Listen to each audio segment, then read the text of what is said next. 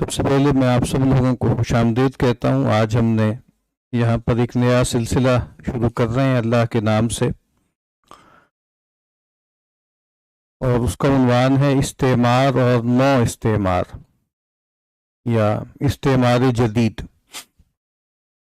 اور انگریزی میں بھی اس کا ہم نے ایک عنوان بنایا تھا کولونیل کرونیکلز کے نام سے۔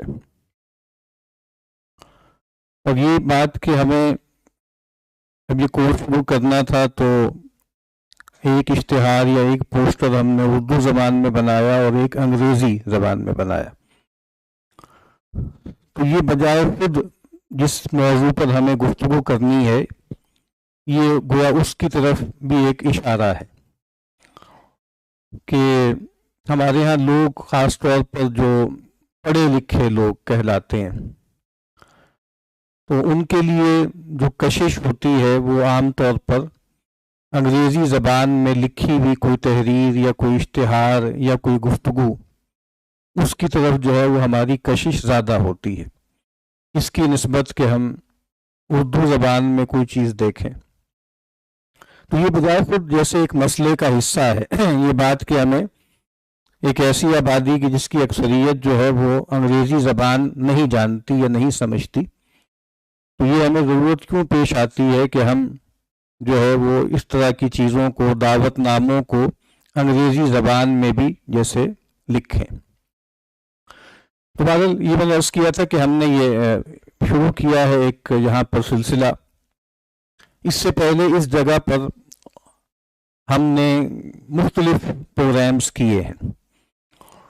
ایک تو یہاں ہفتہ وار کچھ نشستیں ہوتی ہیں، ایک درس قرآن کا پروگرام ہوتا ہے، اور ایک اتوار کے دن یہاں پر تقریباً 1.25 گھنٹے کی ایک نشست ہوتی ہے کہ جس میں ہم نے پہلے آغاز میں مہینے میں اگر 4 اتواریں ہیں تو 2 اتواروں میں یعنی فورٹ نائٹلی 15 روزہ بنیادوں پر ایک مجلس اقبال ہم نے شروع کی، جس میں علامہ اقبال کی شاعری کی کچھ چیزیں پڑھی متفرق، اور اس کے بعد پھر علامہ کی ایک فارسی مثنوی ہے جو ان کی سب سے آخری تصنیف ہے فارسی میں، پس بیعت کرد اے اقوام شرق، وہ مکمل ہو گئی۔ پھر اس کے ساتھ ہم نے جو ہے وہ ایک بک ریویو کا یا بک ٹاک کا پروگرام شروع کیا، وہ بھی 15 روزہ تھا، جس میں ہم نے مختلف کتابوں کا تعارف کرایا، زیادہ تر انگریزی کتابیں، جدید فکر فلسفے سے متعلق۔ اور پھر اب ہم نے جو ہے وہ مجلس اقبال کو مہینے میں 1 دفعہ کر دیا ہے، اور مہینے میں 2 دفعہ 15 روزہ بنیاد پر امام غزالی رحمۃ اللہ علیہ ان کے معارف پر ہم نے گفتگو شروع کی ہے۔ احیاء علوم الدین کی ایک تلخیص ہے، اس کے ایک حصے کی، اس پر ہم نے اس کے مطالعے کا آغاز کیا۔ پھر یہاں پہ ہم نے جو ہے وہ 2021 کے اختتام پر یہاں پہ شروع ہوا تھا معاملہ، اور ہفتہ وار ایک نشست ہوتی تھی، اس کا بھی جو موضوع تھا وہ جدیدیت کیا ہے، اس کو کیسے سمجھنا ہے، اور وہ ہفتہ وار چلتی رہی، کافی عرصے کئی مہینے چلی، پھر وہ موقوف ہو گئی۔ اس کے بعد ہم نے پچھلے سال تقریباً 20 ہفتے کا یہاں پر ایک کورس کرایا تھا، اور وہ تفہیم اور تنقید جدیدیت پر، اور اس میں بنیادی طور پر ہمارا فوکس جو تھا وہ دینی مدارس کے طلباء تھے، تو یعنی جو سینئر طلباء ہیں، دورہ حدیث میں ہیں یا آخری سال میں ہیں، تو وہ ہم نے ایک کورس کرایا تقریباً لگ بھگ اس میں 60-65 تک بھی طلباء آتے رہے، اور آخر میں تقریباً 45 طلباء ایسے تھے جنہوں نے اس کی تکمیل کی تھی۔ تو جب بھی چونکہ ہمارے ہاں یہ جو گفتگو ہے جدیدیت پر وہ بہت عرصے سے ہو رہی ہے، ہمارے اساتذہ اس پر گفتگو کرتے ہیں، لیکن کچھ ہمارے سینئر دوستوں نے اس بات پر بہت زور دیا کہ جدیدیت پر گفتگو اس وقت تک مکمل نہیں ہوگی جب تک کہ ہم جو استعمار ہے یا جو نو آبادیاتی نظام ہے اس پر ہم کلام نہ کریں، کیونکہ یہ بات بھی کہی جاتی ہے کہ ہمارے ہاں جو ماڈرنٹی آئی تھی وہ ویسٹرن یا یورپین ماڈرنٹی نہیں تھی، بلکہ وہ کولونیل ماڈرنٹی تھی، یعنی ماڈرنٹی کی ایک خاص فارم تھی جو یہاں پر آئی تھی۔ تو جب تک ہم اپنا جو یہ کولونیل ایکسپیرینس ہے اس پر ہم توجہ نہیں دیں گے، اس کی طرف دھیان نہیں دیں گے، اس وقت تک مغرب جدید، جدیدیت، جدید فکر، عصر حاضر، اس کے بارے میں کوئی بھی گفتگو اور کلام جو ہے وہ بامانی نہیں ہوگا۔ اور یہ بات ٹھیک ہے۔ جی آپ حضرات اوپر بھی آ جائیں، پہلے اوپر والا مکمل کر لیں، ادھر بھی آ جائیں، پھر جو اضافی ہوں وہ نیچے تشریف رکھیں، ابھی ہے جگہ یہاں پر، آئیے۔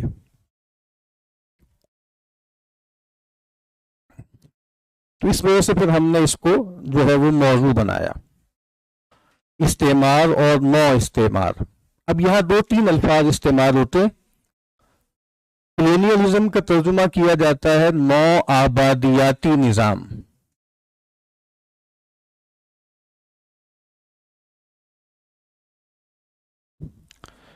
ایک دوسرا لفظ ہے امپیریلزم، ٹھیک ہے، اس کے دو ترجمے کیے جاتے ہیں۔ زیادہ ترجمہ اس کا کیا جاتا ہے استعمار، اور ایک اور اس کے لیے لفظ استعمال ہوتا ہے جدید زبان میں سامراج۔ ہمارے یہاں جو لیفٹ کے لوگ ہیں نا، تو وہ لیفٹ کے لوگ جو مارکسسٹ، سوشلسٹ، کمیونسٹ انکلینیشن رکھنے والے لوگ ہیں، ان کے ہاں سامراج کا لفظ جو ہے وہ زیادہ استعمال ہوتا ہے۔ تو اب ہم نے دیکھا انگریزی میں جو بنایا تھا اس کا نام رکھا کولونیل کرونیکلز، جو اردو میں اشتہار تھا اس کا نام رکھا ہم نے استعمار اور نو استعمار۔ کیونکہ استعمار کا لفظ جو ہے نا وہ چارجڈ لفظ ہے، یعنی اس کے اندر ایک آپ سمجھ لیں کہ نیگیٹیوٹی چھپی ہوئی ہے۔ نو آبادیاتی نظام یہ لفظ ہم بولتے ہیں نا، تو ہمیں اس میں نہیں لگتا کہ ہم نے کوئی ویلیو لیڈن ہم نے لفظ بولا ہے، لیکن استعمار کا لفظ ایک منفی لفظ ہے، اور اس کے ساتھ جیسے ایک مزاحمت کا اور نفرت کا، اور آپ سمجھ لیں کہ ایک بیزاری کا تصور پایا جاتا ہے۔ اسی طریقے سے سامراج ہے، تو سامراج کا لفظ بھی جو ہے وہ منفی معنوں میں استعمال کیا جاتا ہے۔ اس وجہ سے ہم نے جو اردو والا اشتہار بنایا تھا اس میں ہم نے جو ہے وہ استعمار کا لفظ لکھا تھا۔ تو اگرچہ ہمارے ذہن میں ہے کہ یہ ایک نہیں ہے، مطلب کولونیلزم ایک الگ اصطلاح ہے، امپیریلزم ایک الگ اصطلاح ہے، لیکن یہ ویسے ملتی جلتی اصطلاحات ہیں اور ایک دوسرے کی جگہ پر بھی استعمال ہو جاتی ہیں۔ یہاں پر جو آپ کو اچھا پہلے ہم یہ دیکھ لیتے ہیں کہ میں نے جو عرض کیا ہے نا کہ اس کی ضرورت جو ہے وہ ہمیں کیوں پیش آ رہی ہے کہ ہم ان باتوں پر غور کریں یا ان کے حوالے سے گفتگو کریں۔ ہمارے کچھ دوست ہیں جو اس سے بہت چڑھتے ہیں کہ جی کب تک آپ مغرب کو دوش دیتے رہیں گے، کب تک آپ جو ہے وہ کولونیل دور کی دہائی دیتے رہیں گے اور سامراج جو ہے وہ اس کا تذکرہ ہوگا، اپنی حالت کا مرثیہ ہوگا۔ یہ گویا آپ نے اپنے لیے ایک اسکیپ گوٹ بنا لیا، اپنی نااہلی، اپنی نالائکی، اپنی کمزوری، اس کو چھپانے کے لیے آپ نے جو ہے وہ بس ایک ادر اپنا بنا لیا، ٹھیک ہے، اپنا ایک ادر، اپنا ایک غیر بنا لیا ہے، اور سارا جو الزام ہے آپ اس پر دھر دیتے ہیں۔ ادھر جی یہ بھی جگہ جہاں پہ اچھا، تو میں یہ عرض کرتا ہوں نا کہ اس پر جیسے ہمارے یہاں کچھ لوگ چڑھتے ہیں۔ میں نے یہاں پہ نوٹ کیا تھا ہمارے ملک میں ایک بہت اچھے استاد بھی ہیں، سینئر استاد ہیں، دانشور ہیں، کالم نویس ہیں، ڈاکٹر رسول بخش رئیس۔ یہ پنجاب یونیورسٹی میں رہے پولیٹیکل سائنس کے پروفیسر، اور اب تقریباً 20 سال سے زیادہ ہو گیا ہے ان کو کہ یہ لمز میں پروفیسر ہیں پولیٹیکل سائنس کے۔ تو یہ ٹی وی پروگرامز میں بھی آتے ہیں، تجزیہ وغیرہ کرتے ہیں، اور پھر کالم لکھتے ہیں، دنیا اخبار میں کالم لکھتے ہیں۔ تو ہمارے گھر میں چونکہ دنیا اخبار آتا ہے تو ان کے کالم میں کبھی کبھی دیکھتا رہتا ہوں۔ تو ابھی انہوں نے 13 نومبر کو ایک کالم لکھا جس کا عنوان تھا دریا سے سمندر تک۔ یہ بنیادی طور پر جو فلسطینیوں کا نعرہ ہے نا کہ من النہر الی البحر، کہ وہ نہر اردن سے لے کر جو ہے وہ سمندر تک کا جو پورا علاقہ ہے گویا وہ ہمیں چاہیے. اس پہ انہوں نے گفتگو کرتے ہوئے ایک جو ہے وہ ایک پیراگراف لکھا ہے, میں وہ پڑھ دیتا ہوں کہ اس میں انہوں نے اس بات کی طرف اشارہ کیا. کہتے ہیں اصل خطرہ کہیں اور ہے. مراکش سے لے کر ملائیشیا تک کسی نہ کسی سطح پر بے چینی, اضطراب اور حکمران طبقات کے خلاف نوجوانوں میں شدید نفرت کا عنصر ایک زمانے سے پروان چڑھتا آ رہا ہے. موجودہ بے بسی کے عالم میں نظریں تو ظاہر ہیں ان پر جائیں گی جن کے پاس اقتدار ہے. یہ گفتگو ہو رہی ہے غزہ کے کانٹیکسٹ میں. اب آگے وہ جملہ ہے جس کے لیے میں نے یہ آپ کو پڑھ کے سنایا ہے. کہتے ہیں ہمارے ہر نوع کے دانشور کب تک مغرب کو اپنے زوال کا ذمہ دار ٹھہرائیں گے یا استعماری راج کے گزرے ہوئے زمانوں کو اس کا موجب قرار دیں گے. ٹھیک ہے, یعنی یہ ایک انہوں نے مسئلہ بیان کیا کہ جی کب تک ہم جو ہے وہ استعماری راج اور جو ہے وہ مغرب کو اپنا جو ہے ذمہ دار ٹھہرائیں گے. یہ 13 نومبر کو انہوں نے کالم لکھا. پھر انہوں نے انہی صاحب نے, اچھا میرا خیال تھا کہ میں نے کالم پڑھا تو میرا خیال تھا کہ میں اس بات کو مینشن کروں گا اور پھر میں عرض کرنے کی کوشش کروں گا کہ بھائی کیوں ایسا کیا جاتا ہے, یعنی مغرب کو کیوں الزام دیا جاتا ہے یا استعمار پر ہم کیوں الزام دھرتے ہیں. لیکن انہی صاحب کا ایک اور کالم آیا, میں ہفتے میں شاید 2 کالم لکھتے ہیں, تو پھر 13 کے بعد شاید 15 میں آیا اور پھر 20 نومبر کو, ابھی 2-3 دن پہلے 20 نومبر کو ان کا ایک کالم چھپا ہے. تو وہ سن لیجیے تھوڑا, پورا کالم میں چاہتا ہوں آپ کے سامنے پڑھ لوں کہ تاکہ جس سے یہ بات واضح ہو جائے کہ خود انہوں نے ایک بات کہی تھی اور 1 ہفتے بعد خود ہی ایک طرح سے اس کو انہوں نے ریفیوٹ کیا اور اس میں وہ صورتحال بیان کر دی جس کی وجہ سے ہم استعمار کو یا سامراج کو یا نوآبادیاتی نظام کو پرابلمٹائز کر رہے ہیں. تو ذرا تھوڑا سا سن لیجیے. اس کا عنوان ہے اس کالم کا آزادی موہوم. آزادی موہوم یعنی ایک وہمی سی آزادی, یعنی جو حقیقی نہیں ہے, ایک وہمی آزادی. کہتے ہیں دل میں تڑپ بہت سی, توقعات کا طوفان مچلتا تھا, خواب بیدار تھے, بہت سانحے دیکھے تحریکوں کو ابھرتے بکھرتے اور پھر کئی دوسروں کو ان کی راکھ سے نکل کر آسمانوں کو چھوتے دیکھا تو ہر دفعہ امیدوں کی بجھی شمع روشن ہونے لگی. اچھا آسم صاحب یہ دیکھیے کوئی عجیب سی آواز جو آ رہی ہے. اچھا, سوچا کہ اب ملک ظالموں, لٹیروں اور سیاسی گدی نشینوں سے آزاد ہو کر رہے گا.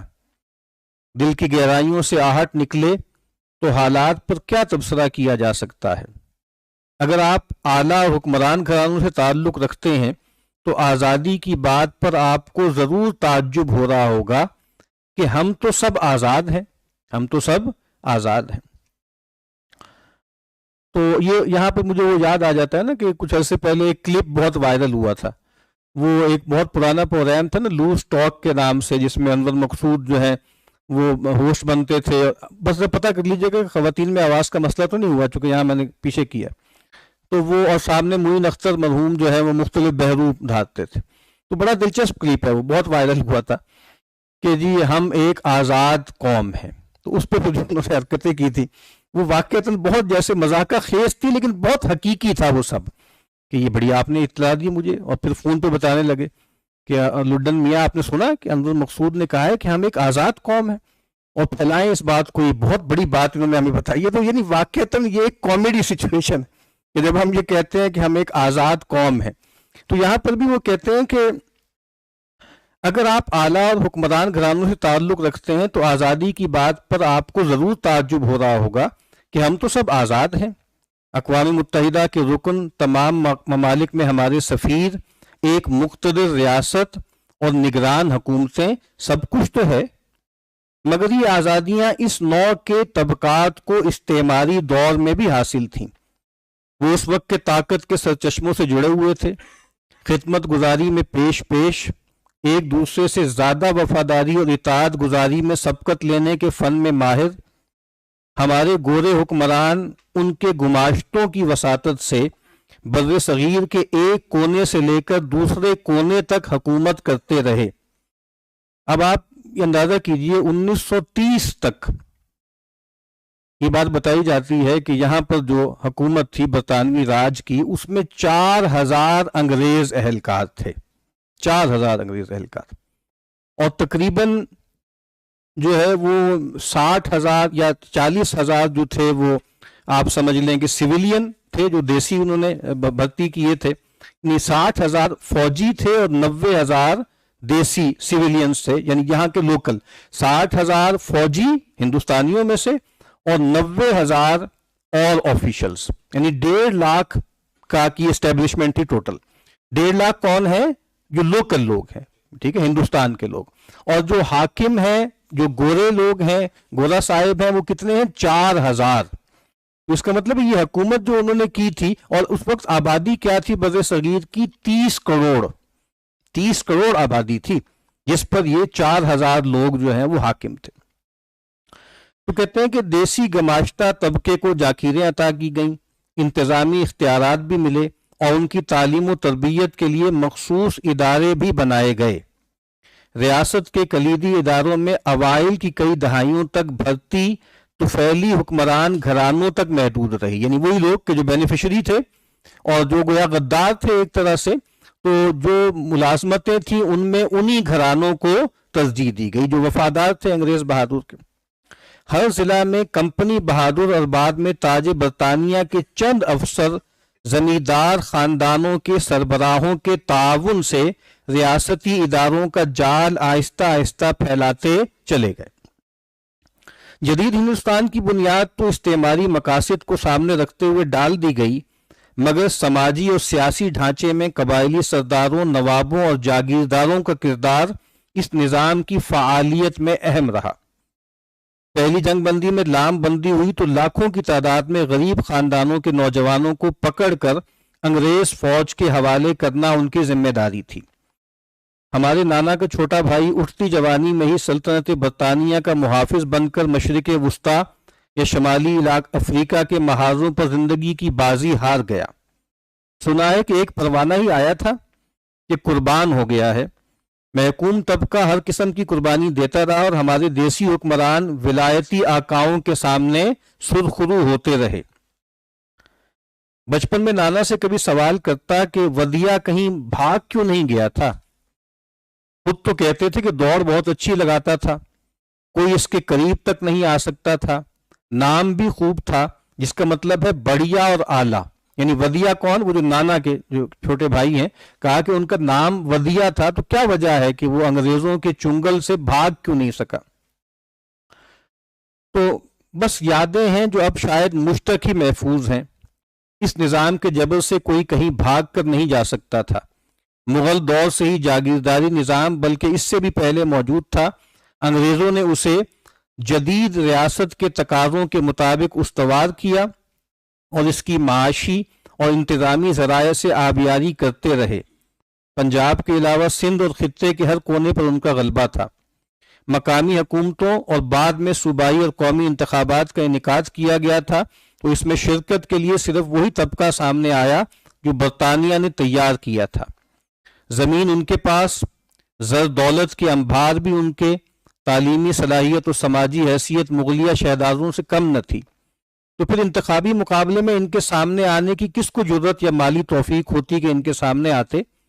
جاگیرداری نظام سے وابستہ طبقے کی سیاسی تربیت اور اساس برطانوی حکومت کے دور میں ہی گہری پڑ چکی تھی۔ یہ بتا رہے ہیں کولونیل دور میں یہ سب ہوا۔ یہ رسول بخش رئیس صاحب کی میں تحریر پڑھ رہا ہوں۔ ایک دن ہم آزاد ہو گئے، نیا ملک بن گیا۔ ہم عام لوگ جو انگریز دور میں غلام تھے، آزادی کے جذبوں سے سرشار سبز ہلالی پرچم تھامے وطن کے لیے کٹ مرنے کو صرف تیار ہی نہیں تھے، بلکہ لاکھوں کی تعداد میں بے گھر بھی ہوئے، مہاجر بنے اور خاک و خون میں لپٹے آزادی کا خواب لیے کسی اور جہاں کی طرف رخصت ہو گئے۔ سب خوشی خوشی اپنی جانوں کی قربانیاں دیتے رہے تاکہ ہماری آئندہ آنے والی نسلوں کو آزادی نصیب ہوگی۔ امیدوں کے اس دور میں نہ جانے وہ کیسے لوگ تھے کہ ہماری خاطر جانوں سے گزر گئے۔ ہر بار انتخابات کے مہینوں اور دنوں میں امیدوں اور قربانیوں کے وہ پرانے قصے اس درویش کے ذہن میں کلبلانے لگتے ہیں۔ آزادی کا سوال تو ویسے بھی سائے کی طرح ساری زندگی ہمارے ساتھ رہا، مگر جب سیاسی جماعتیں استعماری دور کے حکمران گھرانوں کو اپنے ساتھ ملانے کے لیے دورے اور مجلسیں منعقد کرتی ہیں، جلسے جلوس نکالتی ہیں، تو موہوم آزادی کی تڑپ اس پرندے کی صورت اختیار کر لیتی ہے جسے کسی شکاری نے پنجرے میں بند کر رکھا ہو۔ سیاسی جماعتیں کس کی سپورٹ سے آ رہی ہیں؟ کہہ رہے ہیں استعماری دور کے حکمران گھرانے، وہ جو پرانے گھرانے تھے وہ لیگیسی چل رہی۔ اب آگے کہتے ہیں انتخابات کا طبل بجتا ہے تو سوچ میں پڑ جاتے ہیں کہ اسمبلیوں میں جانے کی آزادی صرف اس طبقے کو حاصل ہے جو انگریزی دور میں تابع داری کے لیے پیدا کیا گیا تھا۔ یعنی ابھی آپ دیکھیں نا پچھلے کالم میں وہ کیا کہہ رہے تھے کہ بھئی آپ کیوں ان کو دوش دے رہے ہیں، یہاں اب وہ گویا اس بات کا اعتراف کر رہے ہیں کہ وہی لیگیسی تو چل رہی ہے۔ تو کیا کہہ رہے ہیں کہ اسمبلیوں میں جانے کی آزادی صرف اس طبقے کو حاصل ہے جو انگریزی دور میں تابع داری کے لیے پیدا کیا گیا تھا۔ ہماری قسمت صرف ان کی تابع داری میں ہے۔ ہمیں اب حکم بھی ہے اور حالات کا فی الحال جبر بھی کہ آپ نے ان میں سے ہی کسی کا چناؤ کرنا ہے، کسی اور کا خیال ترک کر دیں۔ جنہیں ہمارے انتخابات کے لیے چنا گیا ہے انہیں آزادی ہے کہ مقدمات ان کے خلاف ختم، قانون اور انصاف کے حصار ان کے لیے تبدیل ہو سکتے ہیں، اور عوام کے سامنے وہی خاندان ہوں گے جو گزشتہ 2 صدیوں سے ہمارے حکمران ٹھہرے ہیں۔ یعنی کلونیل دور سے جو حکمران تھے وہی چلے آ رہے ہیں۔ ظاہر ملک آزاد ہوا تو اس آزاد دنیا کی توسیع پسندی میں سیاسی، مذہبی اور صنعتی خاندانوں کا بھی اضافہ ہوا ہے۔ تو بہرحال آگے وہ یہی کہتے ہیں کہ بھئی ہم ایک موہوم آزادی میں رہ رہے ہیں، حقیقی آزادی ہمیں حاصل نہیں ہے۔ تو اس کا مطلب کیا ہے؟ اس کا مطلب وہی ہے کہ آج جس صورتحال میں ہم ہیں، ہم کا مطلب کیا ہے؟ پاکستانی سماج کے لوگ، اور ہم وہ لوگ ہیں جن کے بارے میں کہا جاتا ہے کہ ہم ایک پوسٹ کولونیل سوسائٹی میں رہتے ہیں، اور ہم پر جو ایک مملکتی بندوبست ہے وہ ایک پوسٹ کولونیل سٹیٹ ہے۔ تو اور آج ہم جس پریڈیکمنٹ میں ہیں، جس صورتحال میں ہیں، اور ہمیں لگتا ہے کہ ہم بہت زیادہ زوال کا شکار ہیں، معاشی طور پر بھی اور جو ہے تعلیمی طور پر بھی، اور ہر طرح سے ہمیں لگتا ہے کہ ہم بالکل دب گئے ہیں، ختم ہو رہے ہیں۔ تو جب ہم اس کا کھرا ڈھونڈیں گے، جب ہم اس کو ٹریس کریں گے تو کہیں نہ کہیں بات وہاں تک پہنچے گی۔ جو غالب نے کہا تھا نا کہ ہر چند ہو مشاہدہ حق کی گفتگو، بنتی نہیں ہے بادہ و ساغر کہے بغیر، یا وہ ہری چند اختر کے کچھ مزاحیہ اشعار تھے نا کہ کہا ہم چین کو جائیں، کہا تم چین کو جاؤ، تو کہا جاپان کا ڈر ہے، کہا جاپان تو ہوگا، اور پھر کہا کہ کہا کابل چلے جائیں، کہا کابل چلے جاؤ، کہا افغان کا ڈر ہے، کہا افغان تو ہوگا، کہا ہم اونٹ پر بیٹھیں، کہا تم اونٹ پر بیٹھو، کہا کوہان کا ڈر ہے، کہا کہ کوہان تو ہوگا۔ تو دیکھیے جب بھی اب ہم اپنی صورتحال پر غور کریں گے تو ممکن نہیں ہے کہ ہم استعمار کو بیچ میں نہ لائیں، ممکن نہیں ہے کہ ہم جو نو آبادیاتی نظام ہے اس کو درمیان میں نہ لائیں۔ تو دیکھیں چونکہ میں کم از کم میرا جو مفاد جب بھی ہم گفتگو کرتے ہیں اس طرح کے فورمز پر، وہ یہی ہوتا ہے کہ ہمارا جو اصل ہماری ذمہ داری کیا ہے؟ ہماری ذمہ داری ہے اللہ کی بندگی، اور ہمیں حکم دیا گیا ہے کہ ہر طرح کی صورتحال میں ہم اللہ کی طرف یکسو رہنے کی کوشش کریں۔ لیکن بات یہ ہے نا کہ ہم ایک دنیا میں رہتے ہیں، ہم ایک صورتحال کے اندر ہیں، جس کو ہائیڈگر کہتا ہے نا کہ ایک فیکٹسٹی ہے ہماری، ایک تھرون نیس ہے، ہم اس کو بدل نہیں سکتے۔ یعنی ہم جو ہے وہ 2023 میں پاکستان میں لاہور میں یہاں پر بیٹھے ہوئے ہیں۔ تو جیسے ایک دنیا ہوتی ہے، وہ تو بہت بڑی دنیا ہے، لیکن ایک وہ دنیا ہوتی ہے جس کو کہا جاتا ہے لائف ورلڈ۔ تو جو ہمارا لائف ورلڈ ہے نا، اس میں ہمیں جگہ جگہ مغرب سے، مغرب کے استعماری اداروں سے، مغرب کی استعماری فکر سے دوچار ہونا پڑتا ہے۔ تو اس وجہ سے گویا یہ چیز ہمارے لیے ضروری ہے کہ ہم اس پر غور کریں۔ اور جیسے ہم نے اپنے اساتذہ سے یہ بات سنی ہے کہ ٹھیک ہے، دین جو ہے ہمارا دین بنیادی طور پر ایک ٹیکسچول دین ہے، ٹھیک ہے، اس کی بنیاد ایک متن پر ہے، ایک ٹیکسٹ ہے جس کو ہمیں فالو کرنا ہے، جس کے مطابق چلنا ہے، لیکن بہرحال اس ٹیکسٹ کے حوالے سے ایک کانٹیکسٹ بھی تو ہے نا، ایک دنیا بھی ہے کہ جس میں ہمیں رہنا ہے، اور وہاں پر ہمیں اللہ تعالیٰ کے ساتھ وفاداری نبھانی ہے. تو اس وجہ سے بھی ضرورت محسوس ہوئی کہ ہم ان موضوعات پر یہاں پر گفتگو کریں اور اس کو جو ہے وہ موضوع بنائیں. یہاں آپ کے سامنے جو ہینڈ آؤٹ دیا ہوا ہے، پہلے تو تھوڑا سا اس کا وہ ہے اپنا جو یہاں کی آؤٹ لائن ہے جو اشتہار میں بھی تھی، اس پر بھی ہم بات کریں گے. لیکن جہاں پر تنقیدی شعور کی ہم نے بات کی کہ ہم جو ہے وہ کرٹیسزم کریں اور خود انتقادی کا رویہ بھی اختیار کریں، اور جس طرح میں نے عرض کیا ہے کہ اسکیپ گوٹ نہیں، یعنی یہ نہیں ہے کہ ہم سارا ملبہ غیر پر ڈال کر فارغ ہو جائیں. ہمیشہ مجھے منیر نیازی کے وہ جو اشعار ہیں نا وہ ہمیشہ یاد آتے ہیں، اور بہت خوبصورتی سے انہوں نے جیسے یعنی جو صحیح پوزیشن ہے نا وہ ہمارے سامنے آ جاتی ہے اس حوالے سے. تو انہوں نے کہا نا کہ کچھ اونج بھی راواں اوکھیاں سن، کچھ گل وچ غم دا توک وی سی، کچھ شہر دے لوک بھی ظالم سن، کچھ سانو مرن دا شوق بھی سی. تو یہ بات نہیں ہے کہ ہم کہیں کہ بھائی چلے انگریز آ گئے، انگریز نے یہ کر دیا، سامراج نے کر دیا، استعمار نے یہ کر دیا، اور یہ کہہ کر ہم اپنے جو ہمارے معاملات ہیں اس سے توجہ ہٹائیں. اور چونکہ ہمیں ہوا یہ ہے نا کہ جب ہم کالونائز ہو گئے، بلکہ جب کالونائزیشن سے آزاد بھی ہو گئے، تو چونکہ کچھ لوگوں نے بہت زیادہ آپ سمجھ لیں کہ مغرب کے ساتھ نفرت اور حقارت اور اس کے ساتھ ایک ریج کا ایک تعلق قائم کیا، تو اس کے ریئیکشن میں کچھ لوگوں نے بہت زیادہ وہ اپولوجیٹک ہو گئے، اور انہوں نے کہا کہ جی اصل میں تو اپنے اندر جھانکنا چاہیے اور خود انتقادی یا خود تنقیدی رویہ اختیار کرنا چاہیے، اپنے اوپر دیکھیں، دوسروں پہ نہ ڈالیں. تو یہ انتہا بھی ٹھیک نہیں ہے. یعنی دوسرا جو ہمارا ہے، جو اصل میں اس نے ہمیں اپنا دوسرا بنایا تھا. یہ اس کورس میں جب ہم آگے جائیں گے تو آپ کو معلوم ہے کہ کلونیلزم کا جو ڈسکورس ہے اس کو بہت زیادہ جیسے مضبوطی سے بیان کرنے والے ایڈورڈ سعید ہیں، ان کی کتاب اورینٹلزم بہت مشہور ہے. تو اس میں انہوں نے یہی بتایا نا کہ اصل میں یورپ نے اپنا ایک ادر کریٹ کیا، ٹھیک ہے، اور اس کے ساتھ ایک غیریت کا تصور قائم کیا اور ایک بائنری بنائی، اور جیسے اپنی فضیلت، اپنا مرتبہ ظاہر کرنے کے لیے گویا ان کو دکھایا کہ دیکھو ایک طرف تو یہ لوگ ہیں، یہ گویا پریمیٹیوز ہیں، یہ سیویجز ہیں، یہ باربیرک ہیں، اور ایک طرف ہم ہیں. تو گویا اگر تمہیں ہماری قدر سمجھنی ہے نا تو گویا پھر ان لوگوں کو دیکھو کہ اگر ہم نہ ہوتے تو اور دنیا میں اس طرح کی مخلوق پائی جاتی تو تمہارے ساتھ کیا ہوتا، تم پر کیا گزرتی.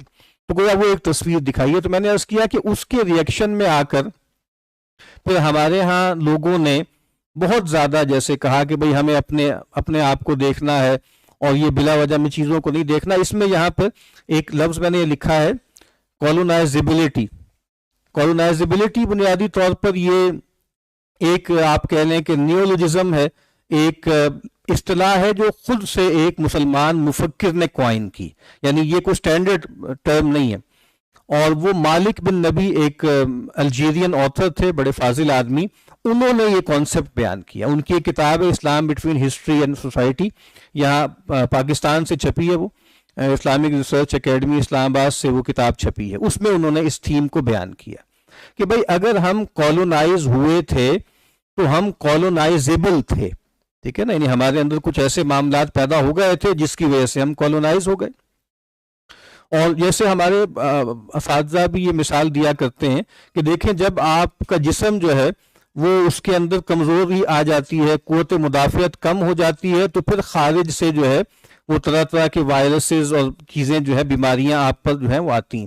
اور دیکھیں انگریز کے یہاں آنے سے پہلے یا یورپین اقوام کے آنے سے پہلے، مثال کے طور پہ بر صغیر پاک و ہند، کیا یہاں سب اچھا تھا، سب ٹھیک تھا؟ تو سب ٹھیک نہیں تھا. یعنی دینی جو ہے ہمارے معاملات میں، دینی علوم کے حوالے سے، دینی طبقات میں کیا کیا خرابی آ گئی تھی، وہ اگر آپ نے دیکھنی ہو تو مجدد الفسانی شیخ احمد سرہندی، ان کے آپ جو ہے وہ مکتوبات کو دیکھ لیں کہ اس میں کتنی سخت تنقید ہے ان کے زمانے کے مذہبی طبقات کے اوپر. اور پھر مزید اگر آپ نے دیکھنا ہو اوور آل سماج کے اوپر ایک بڑی تنقید تو شاہ ولی اللہ صاحب دہلوی رحمۃ اللہ علیہ، ان کی حجت اللہ البالغہ آپ دیکھ لیں، بہت تفصیل سے انہوں نے بتایا ہے. اور جیسے آج ہمیں لگتا ہے نا کہ ماڈرن سٹیٹ کے جو مسائل ہیں وہ ایک مانسٹر بن چکی ہے، اس کا سائز اتنا بڑا ہو گیا ہے کہ اس کے مصارف کو پورا کرنے کے لیے عوام پر ناروا قسم کے ٹیکس لگائے جاتے ہیں اور باقی معاملات ہوتے ہیں. تو وہی باتیں وہ اس وقت کر رہے تھے کہ جو دربار ہے نا، جو مغل دربار ہے، اس کے اندر جناب طفیلیے جو ہے ہزاروں کی تعداد میں آ گئے ہیں اور کوئی کام نہیں کر رہے، شاعر، ادیب اور معلوم طرح طرح کے لوگ، بیکار نکٹو قسم کے لوگ ہیں، اور گویا دربار کا خرچ بہت زیادہ بڑھ گیا ہے اور اس کی وجہ سے لوگوں پہ جو ہے محاصل جو ہے وہ لگا دیے گئے ہیں، ٹیکس لگا دیے گئے ہیں. تو اس کا مطلب یہ ہے کہ ایسا نہیں ہے کہ ہم بالکل ٹھیک تھے، بہت اچھے بچے تھے اور پتہ نہیں ہمارے ساتھ ایسا کیوں ہو گیا. تو یہ نہیں ہے بات. اور جیسے یہ بات کہی جاتی ہے نا کہ جو استعمار ہے، جدیدیت ہے، دو طرح سے آیا ہے. ایک جو ہے وہ امپوزیشن سے آیا ہے اور ایک جیسے آپ کہیں کہ امپورٹ سے آیا. امپوزیشن بھی ہے، امپورٹ بھی ہے. تو مغرب اور مغرب کے ادارے اور مغرب کے افکار، زیادہ بڑا حصہ اس کا ہمارے اوپر، ہمارے کا مطلب ہے امت مسلمہ، ایشیا، افریقہ، مڈل ایسٹ کے جو مسلمان ممالک تھے، اس کا ایک بڑا حصہ تو امپوزیشن ہے جس کو ہم نے پڑھنا ہے، جس کی تاریخ کو، کہ ہم پر امپوز کیا گیا، ٹھیک ہے، اور ہم پر جو ہے ٹھوسا گیا جبر کے ذریعے. لیکن امپورٹ بھی ہے. آپ کو معلوم ہوگا کہ جو تقریباً کہا جاتا ہے نا کہ 1789 سے لے کے اور 1914 تک، ٹھیک ہے، اس کو کہا جاتا ہے، یہ 125 سال ہے. اس کو کچھ لوگ کہتے ہیں کہ دا لانگ 19th سینچری، 125 سال. اس دوران پورا عالم اسلام جو ہے وہ استعمار کے زیر نگیں آ گیا، ٹھیک ہے، اس کے نیچے آ گیا. کچھ علاقہ جو ہے وہ حجاز کا، کچھ علاقہ جو ہے وہ افغانستان کا، کچھ علاقہ جو ہے وہ ایران کا، اور سلطنت عثمانیہ جس میں ترکی ہے، اس کے کچھ اور علاقے ہیں، یہ کالونائز نہیں ہوا. باقی پوری امت مسلمہ جو ہے وہ کالونائز ہو گئی. یہاں پہ ہمارے ایک سینئر دوست ہیں ڈاکٹر ناصر عباس نیّر صاحب، انہوں نے کچھ جو ہے وہ اعداد و شمار دیے ہوئے تھے ایک جگہ پہ کہ 1800 میں نا، سن 1800 میں تو یورپین اقوام نے دعویٰ کیا تھا کہ 55% جو گلوب ہے نا اس پر ہماری حکومت ہے، یعنی جہاں آبادی ہے. لیکن عملاً وہ تقریباً 30% تھی. 1878 تک وہ 67% ہو گئی اور 1914 تک 85% ہو گئی. اور وہ 2,04,000 مربع میل، 2,04,000 مربع میل کا علاقہ تھا جو دنیا کی آبادی کا 85% تھا، جس پر جو ہے وہ یورپی اقوام کا تسلط تھا. اور میں گن نہیں سکا. آپ کو معلوم ہے ایک انٹرنیشنل آرگنائزیشن ہے جس کو کہا جاتا ہے نا کامن ویلتھ آرگنائزیشن. میرا خیال 50 سے اوپر ملک ہیں، اس میں 50 سے اوپر ملک ہیں اور ان کی گیمز بھی ہوتی ہیں، کامن ویلتھ گیمز بھی ہوتی ہیں. تو وہ ملک کون سے ہیں جو براہ راست برطانیہ کے تابع تھے، یعنی یونائٹڈ کنگڈم یا تاج برطانیہ کے تحت 50 سے اوپر جو اب نیشن سٹیٹس بن چکی ہیں، وہ ساری کی ساری جو تھی وہ برطانیہ کے ماتحت تھی. تو میں یہ عرض کر رہا ہوں کہ جس طرح میں نے عرض کیا ہے، سلطنت عثمانیہ کے ہاں امپورٹ کا عمل ہوا ہے، یعنی یہ تو براہ راست ان پر حکومت نہیں کی نا کسی ملک نے، لیکن آپ کو معلوم ہے کہ انہوں نے اصلاحات کی اور سب سے پہلی اصلاحات فوج میں کی. اور اس سے بھی اندازہ ہوتا ہے کہ دیکھیں فوج میں اصلاحات کی ہیں نا، تو اس کے لیے پھر ایک عذر نکلتا ہے نا، کہ چونکہ جیسے آپ کو معلوم ہے کہ ہمارے دین میں ہم سے کہا گیا ہے کہ اعدوا لہم ما استطعتم من قوۃ ومن رباط الخیل، کہ بھائی جو ہے وہ اللہ کے دشمنوں سے لڑنے کے لیے جو ہے پوری ایفرٹ کرو، کوشش کرو، طاقت جمع کرو. تو گویا اس ضرورت سے بھی، یعنی دفاع کی ضرورت سے بھی وہ ادھر گئے. اس کے بعد پھر ینگ ٹرک ایسوسی ایشن آئی، پھر تنظیمات کا دور آیا وغیرہ وغیرہ. لیکن زیادہ تر جو ہے وہ امپوزیشن کے ساتھ ہوا ہے، وہ جبر کے ساتھ ہوا ہے.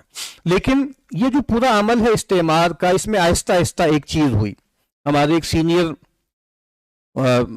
دوست کہہ لیں، مطلب دانشور ہیں، محمد الدین جوہر صاحب، انہوں نے بڑا اچھا جملہ ایک جگہ لکھا ہے سر سید مرحوم کے بارے میں، یا وہ جو علی گڑھ کا پورا آپ سمجھ لیں کلین تھا، اس کے بارے میں انہوں نے یہ جملہ لکھا ہے کہ سر سید نے کیا کیا، یا علی گڑھ کے لوگوں نے کیا کیا، انہوں نے ہماری جو واقعاتی محکومی تھی، انہوں نے ہماری واقعاتی محکومی کو تہذیبی غلامی میں بدل دیا.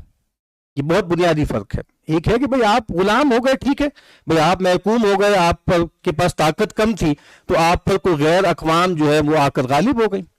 لیکن اس کے بعد آپ نے کچھ ایسے معاملات کیے جس میں ہم جب آگے جائیں گے تو وہ جو ایک بڑا تصور ہے گرامشی کا، ہیجمنی کا، اس پر بھی گفتگو ہوگی کہ بھائی کس طریقے سے ایک ثقافتی اجارہ داری قائم ہو گئی، اور جیسے خوش خوش آپ نے بہت سی چیزوں کو اختیار کر لیا. علامہ نے بھی اس کو موضوع بنایا. انہوں نے کہا کہ یورپ کی غلامی پہ رضامند ہوا تو، یورپ کی غلامی پہ رضامند ہوا تو، مجھ کو تو گلہ تجھ سے ہے، یورپ سے نہیں ہے. تو یورپ کی غلامی پہ رضامند بھی ہوئے ہیں نا، صرف ایسا تو نہیں ہے کہ بھئی کوئی گن پوائنٹ پہ سب کچھ آپ کے ساتھ کیا گیا ہے. تو بہرحال میں یہ ساری گفتگو اس لیے عرض کر رہا ہوں کہ دونوں طرف کے معاملات تھے. ایک ہمارے اینڈ سے بھی جو ہے یقیناً کوتاہی تھی، لیکن بہرحال جبر بھی ہوا ہے، ظلم بھی ہوا ہے، اور جیسے کھلواڑ جو ہے ہمارے ساتھ کیا گیا ہے. میں نے آگے وہ شعر نقل بھی کیا ہے اکبر آبادی کا. انہوں نے کہا کہ دستار و پیرہن گم اور جیب و کیسا خالی، دستار و پیرہن گم اور جیب و کیسا خالی، تہذیب مغربی نے ہم کو چتھار ڈالا. چتھار ڈالنا بالکل جیسے برباد کر کے رکھ دیا، اجاڑ کے رکھ دیا. تو مطلب بہت گہرا سکار ہے ہمارے وجود پر. لیکن افسوس اس بات پر ہوتا ہے نا کہ جتنا بڑا وہ حادثہ ہوا ہے، جتنا بڑا وہ سانحہ ہوا ہے، اتنا ہی بڑا جیسے ایک ہسٹوریکل ڈائمنشیا بھی ہم پڑے ہوئے. یعنی جیسے ایک ایپیسوڈک ایمنیزیا ہوتا ہے نا، کہ ہم لگتا ہے کہ جیسے ہماری یادداشت سے وہ سب محو ہو گیا ہے. تو اس کی ضرورت ہے کہ آج جو ہم بہت زیادہ اپنے اوپر تبرہ کرتے رہتے ہیں ہر وقت کہ جی ہم جو ہے وہ پیچھے رہ گئے اور ہم ترقی نہیں کر سکے، اور ہم نے یہ کیا، ہم نے وہ کیا، ہم بڑے اچھے چل رہے تھے، پھر ہم جو ہے جاگتے جاگتے سو گئے، پھر مغرب والے جاگ گئے، ٹھیک ہے، ہم سوئے رہے، وہ بہت آگے نکل گئے، ہم سے انلائٹنمنٹ کی بس بھی چھوٹ گئی، ٹھیک ہے، ہم جو ہے وہ بالکل رہ گئے. لیکن میں یہ عرض کر رہا ہوں کہ اس سارے تجزیے میں کہیں پر بھی یہ جو کولونیل ایکسپیرینس ہے نا، اس کا بیان نہیں ہوتا، اس کا مذکور نہیں ہوتا. تو یہ بڑی عجیب سی بات ہے، اور یہ بات ہم بارہا لوگوں سے عرض کرتے ہیں. ہم سب لوگوں نے اسکولوں میں پڑھا ہے، کالجز میں پڑھا ہے، تو پاک سٹڈیز ہم نے پڑھی ہے، مطالعہ پاکستان ایک مضمون کے طور پہ ہم نے پڑھا ہے. تو آپ دیکھتے ہیں کہ مطالعہ پاکستان میں جو بائنری ہمارے سامنے بنائی گئی وہ کیا تھی؟ وہ ہندو مسلم، ہندو مسلم، ہندو مسلم، ہندو مسلم، ہندو ایسے، ہندو ویسے، اور ایسے لگتا ہے کہ جیسے انگریز کا کوئی وجود ہی نہیں ہے. یعنی وہ جو حاکم ہے وہ کہیں تصویر میں ہی نہیں ہے نا، اور مطلب لگتا ہے کہ جیسے وہ تو یعنی ایسا کوئی واقعہ نہیں ہوا، بس ہندو اور مسلم دو لوگ تھے، اور ہندو آپ کو دبانا چاہتے تھے، اور آپ ہندوؤں سے جو ہے وہ چاہتے تھے کہ بھئی ہندوؤں سے علیحدہ اپنا ایک وطن حاصل کریں.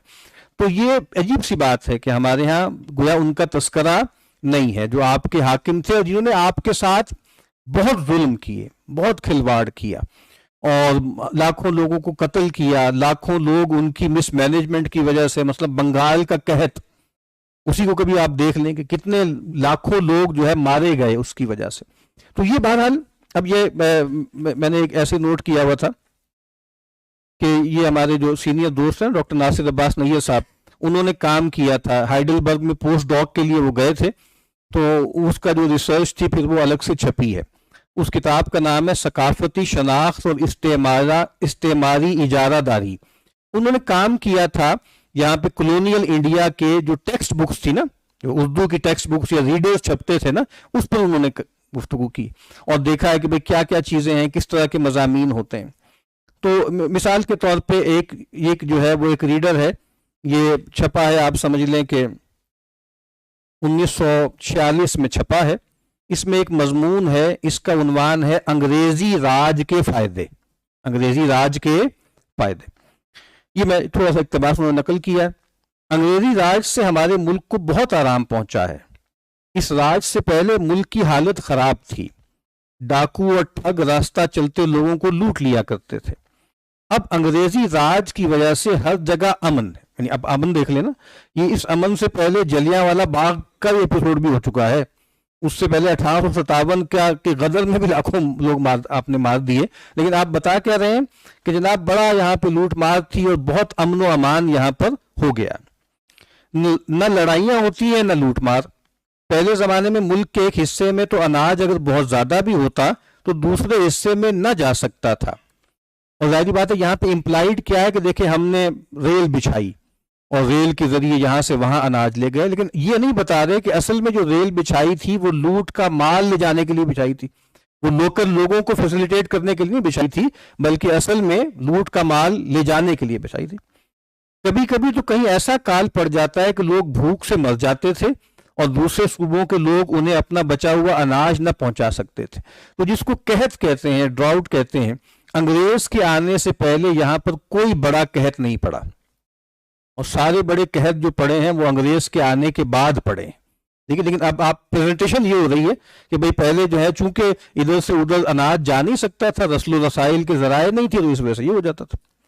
غریبوں کے بچے، غریبوں اور امیروں کے بچے ایک ہی جگہ بیٹھ کر پڑھتے ہیں، اور جو دل لگا کر پڑھتا ہے اسے انعام ملتا ہے، سرکار بڑے عہدے دیتی ہے، انگریزی راج سے ہمیں بہت سکھ پہنچا ہے۔ تو بعد اسی طریقے سے وہ کہتے ہیں نا کہ جب بھی جو کتاب چھپتی تھی نا تو جو ہے فہرست کے فوراً بعد جو ہے وہ ایک رنگین تصویر ہوتی تھی جس میں اردو اور ہندی میں لکھا ہے بچوں یہ تمہارے شہنشاہ اور ملکہ ہیں، یعنی کس طریقے سے پوزیشننگ کی جاتی ہے نا کہ دیکھو یہ تمہارے ملکہ، یہ تمہاری ملکہ ہیں، یہ تمہارے شہنشاہ ہیں، اور یہ کتنے عظیم لوگ ہیں اور یہ تمہارے لیے کیا کچھ کرتے ہیں۔ پھر اس میں انہوں نے بتایا کہ بھئی کس کس طریقے سے جو ہے وہ لوگوں کو انہوں نے لے کر آیا، اور یہاں پہ کچھ نظمیں انہوں نے دی ہیں جس میں یہ بات کہ بھئی ہندو مسلم بھائی بھائی ہیں اور ان میں کوئی آپس میں چھوت چھات نہیں ہے، سب ایک ہیں، سب ایک ہیں، سب ایک ہیں۔ تو اصل میں کہا ہے کہ یہاں پہ انہوں نے بڑی اچھی بات کہی ہے نیل صاحب نے کہ دیکھیں انہوں نے جو غیر بنایا ہے نا وہ غیر کس کو بنایا؟ ہندو کے لیے مسلم کو، مسلم کے لیے ہندو کو، تاکہ وہ جو اصل غیر ہے نا اس سے نگاہ ہٹ جائے، یعنی اسی پہ توجہ ہے۔ اور یہ بات بہت سے لوگوں نے کہی ہے نا کہ بھائی انگریز کے یہاں آنے سے پہلے یہ جو ایک شناخت جس کو کہتے ہیں آئیڈینٹی، یہ تصور نہیں تھا، یہ ہندو ہے، یہ مسلم ہے، یہ الگ الگ ہے۔ اور یہ بات بھی میں نے پڑھی ہے ایک جگہ پر کہ سب سے پہلے جو تفریق کی بنیاد رکھی گئی اس کے اندر بھی ریل کا بڑا دخل تھا کہ ریل بچھی ہے تو ریلوے اسٹیشن بنے ہیں، تو ریلوے اسٹیشن میں پہلی مرتبہ انگریزوں نے ہندو پانی اور مسلم پانی الگ الگ کیا، سبیلیں الگ الگ کر دی، یہ ہندوؤں کا پانی ہے اور یہ مسلم کا۔ تو اس کا مطلب یہ ہے کہ یہ جو ٹیکنیک ہے جو آپ سنتے بھی ہیں ہمیشہ، ڈیوائیڈ اینڈ رول، کہ بھائی تقسیم کرو اور حکومت کرو، تو یہ جو ایک آئیڈینٹی کانشیسنس ہے یہ بھی گویا انگریز نے پیدا کیا۔ باقی ایک لمبی تفسیر ہے جو ہم دیکھیں گے کہ کس طریقے سے فرقے وجود میں لائے گئے، فرقے وجود میں لائے گئے، ٹھیک ہے۔ یہاں پہ ظاہر بات ہے حنفی تھے، ٹھیک ہے، تو آپ کو پتہ ہے کہ حنفیت کے اندر ایک بڑی درار جو ہے وہ پیدا ہوئی، پھر حنفیت کے ساتھ ساتھ یہاں غیر مقلدیت کا ایک جو ہے معاملہ ہوا، اور پھر اس حد تک جیسے ہوا ہے تقسیم کے لیے کہ ایک باقاعدہ ایک نیا نبی تک انہوں نے پروڈیوس کر دیا، ٹھیک ہے، غلام احمد قادیانی کے نام سے، کہ تاکہ مزید جو ہے وہ تفریق جو ہے وہ گہری ہوتی چلی جائے۔ تو بہرحال یہ ابھی تک ہم نے بات کی ہے۔ آگے میں نے یہاں پہ امام غزالی، آپ کا ہینڈ آؤٹ جو آپ کے سامنے ہے، امام غزالی علیہ رحمہ کا ایک کوٹیشن دیا ہے۔ اس کا سبب کیا ہے؟ دیکھیں اس کا سبب یہ ہے کہ یہ جو ہم کام یہاں پر جو بھی خدمت کرتے ہیں اس کے لیے ہم نے ایک عنوان رکھا ہوا ہے غزالی فورم کا۔ تو جو امام غزالی علیہ رحمہ اس امت کے بڑے لوگوں میں سے ہیں، تو انہوں نے اپنے زمانے میں یعنی جو اغیار کا انفلوئنس تھا، جو دوسری اقوام تھی اور ان کے جو مفکرین ہیں ان کے اثرات کس طرح پڑ رہے تھے مسلمانوں کے نوجوانوں پر اور ان کے لوگوں پر، اس کا ذکر کیا ہے۔ یہ میں نے اس لیے ذکر کیا ہے تاکہ یہ پتہ لگے نا کہ ہم اس وقت جس مغلوبیت میں ہیں، جس محکومیت میں ہیں، جو ہے امام کے دور میں جب تھا تو امام نے اس کو باقاعدہ ٹیکل کیا، ہیڈ آن اس کو دیکھا ہے، یعنی اس سے جو ہے وہ یہ نہیں کہ ہمارے یہاں ہے بھائی امام صاحب کیا ہے، ان کی کتاب تو احیاء علوم الدین، وہ صوفی ٹائپ آدمی تھے، پتہ نہیں جعلی حدیثوں سے بھری ہوئی ہے، اور متصوف آدمی تھے، مطلب جیسے ان کو دنیا کا کیا پتا، وہ تو کوئی سائیں ٹائپ آدمی تھے، کہیں بیٹھے ہوئے اللہ اللہ کر رہے تھے۔ حالانکہ اگر آپ ان کی جو سوانح پڑھیں نا، جو علمی سوانح ہے، جو بجائے خود ایک نیا یونرا انہوں نے بنایا، ایک سوانح علمی بنائی نا، المنقذ من الضلال، کے نام سے جو کتاب لکھی ہے، اس میں انہوں نے بتایا ہے کہ ہم جس دور میں رہتے ہیں اس میں یہ طبقات ہیں اور یہ ان کے نظریات ہیں، یہ ان کے خیالات ہیں۔ تو ہم جو عرض کر رہے ہیں کہ ہم جیسے لوگ یا ہمارے اساتذہ جو کام کرتے ہیں وہ یہی کام ہے، وہ اپنے بڑوں کے تتبع میں کہ بھائی جس دور میں آپ رہتے ہیں اس کی سمجھ پیدا کریں اور یہ دیکھیں کہ بھائی آپ کے ہاں کون کون سے طبقات ہیں اور ایک دینی اور ایمانی اور اخلاقی اور روحانی زندگی کو کیا کیا خطرے درپیش ہیں۔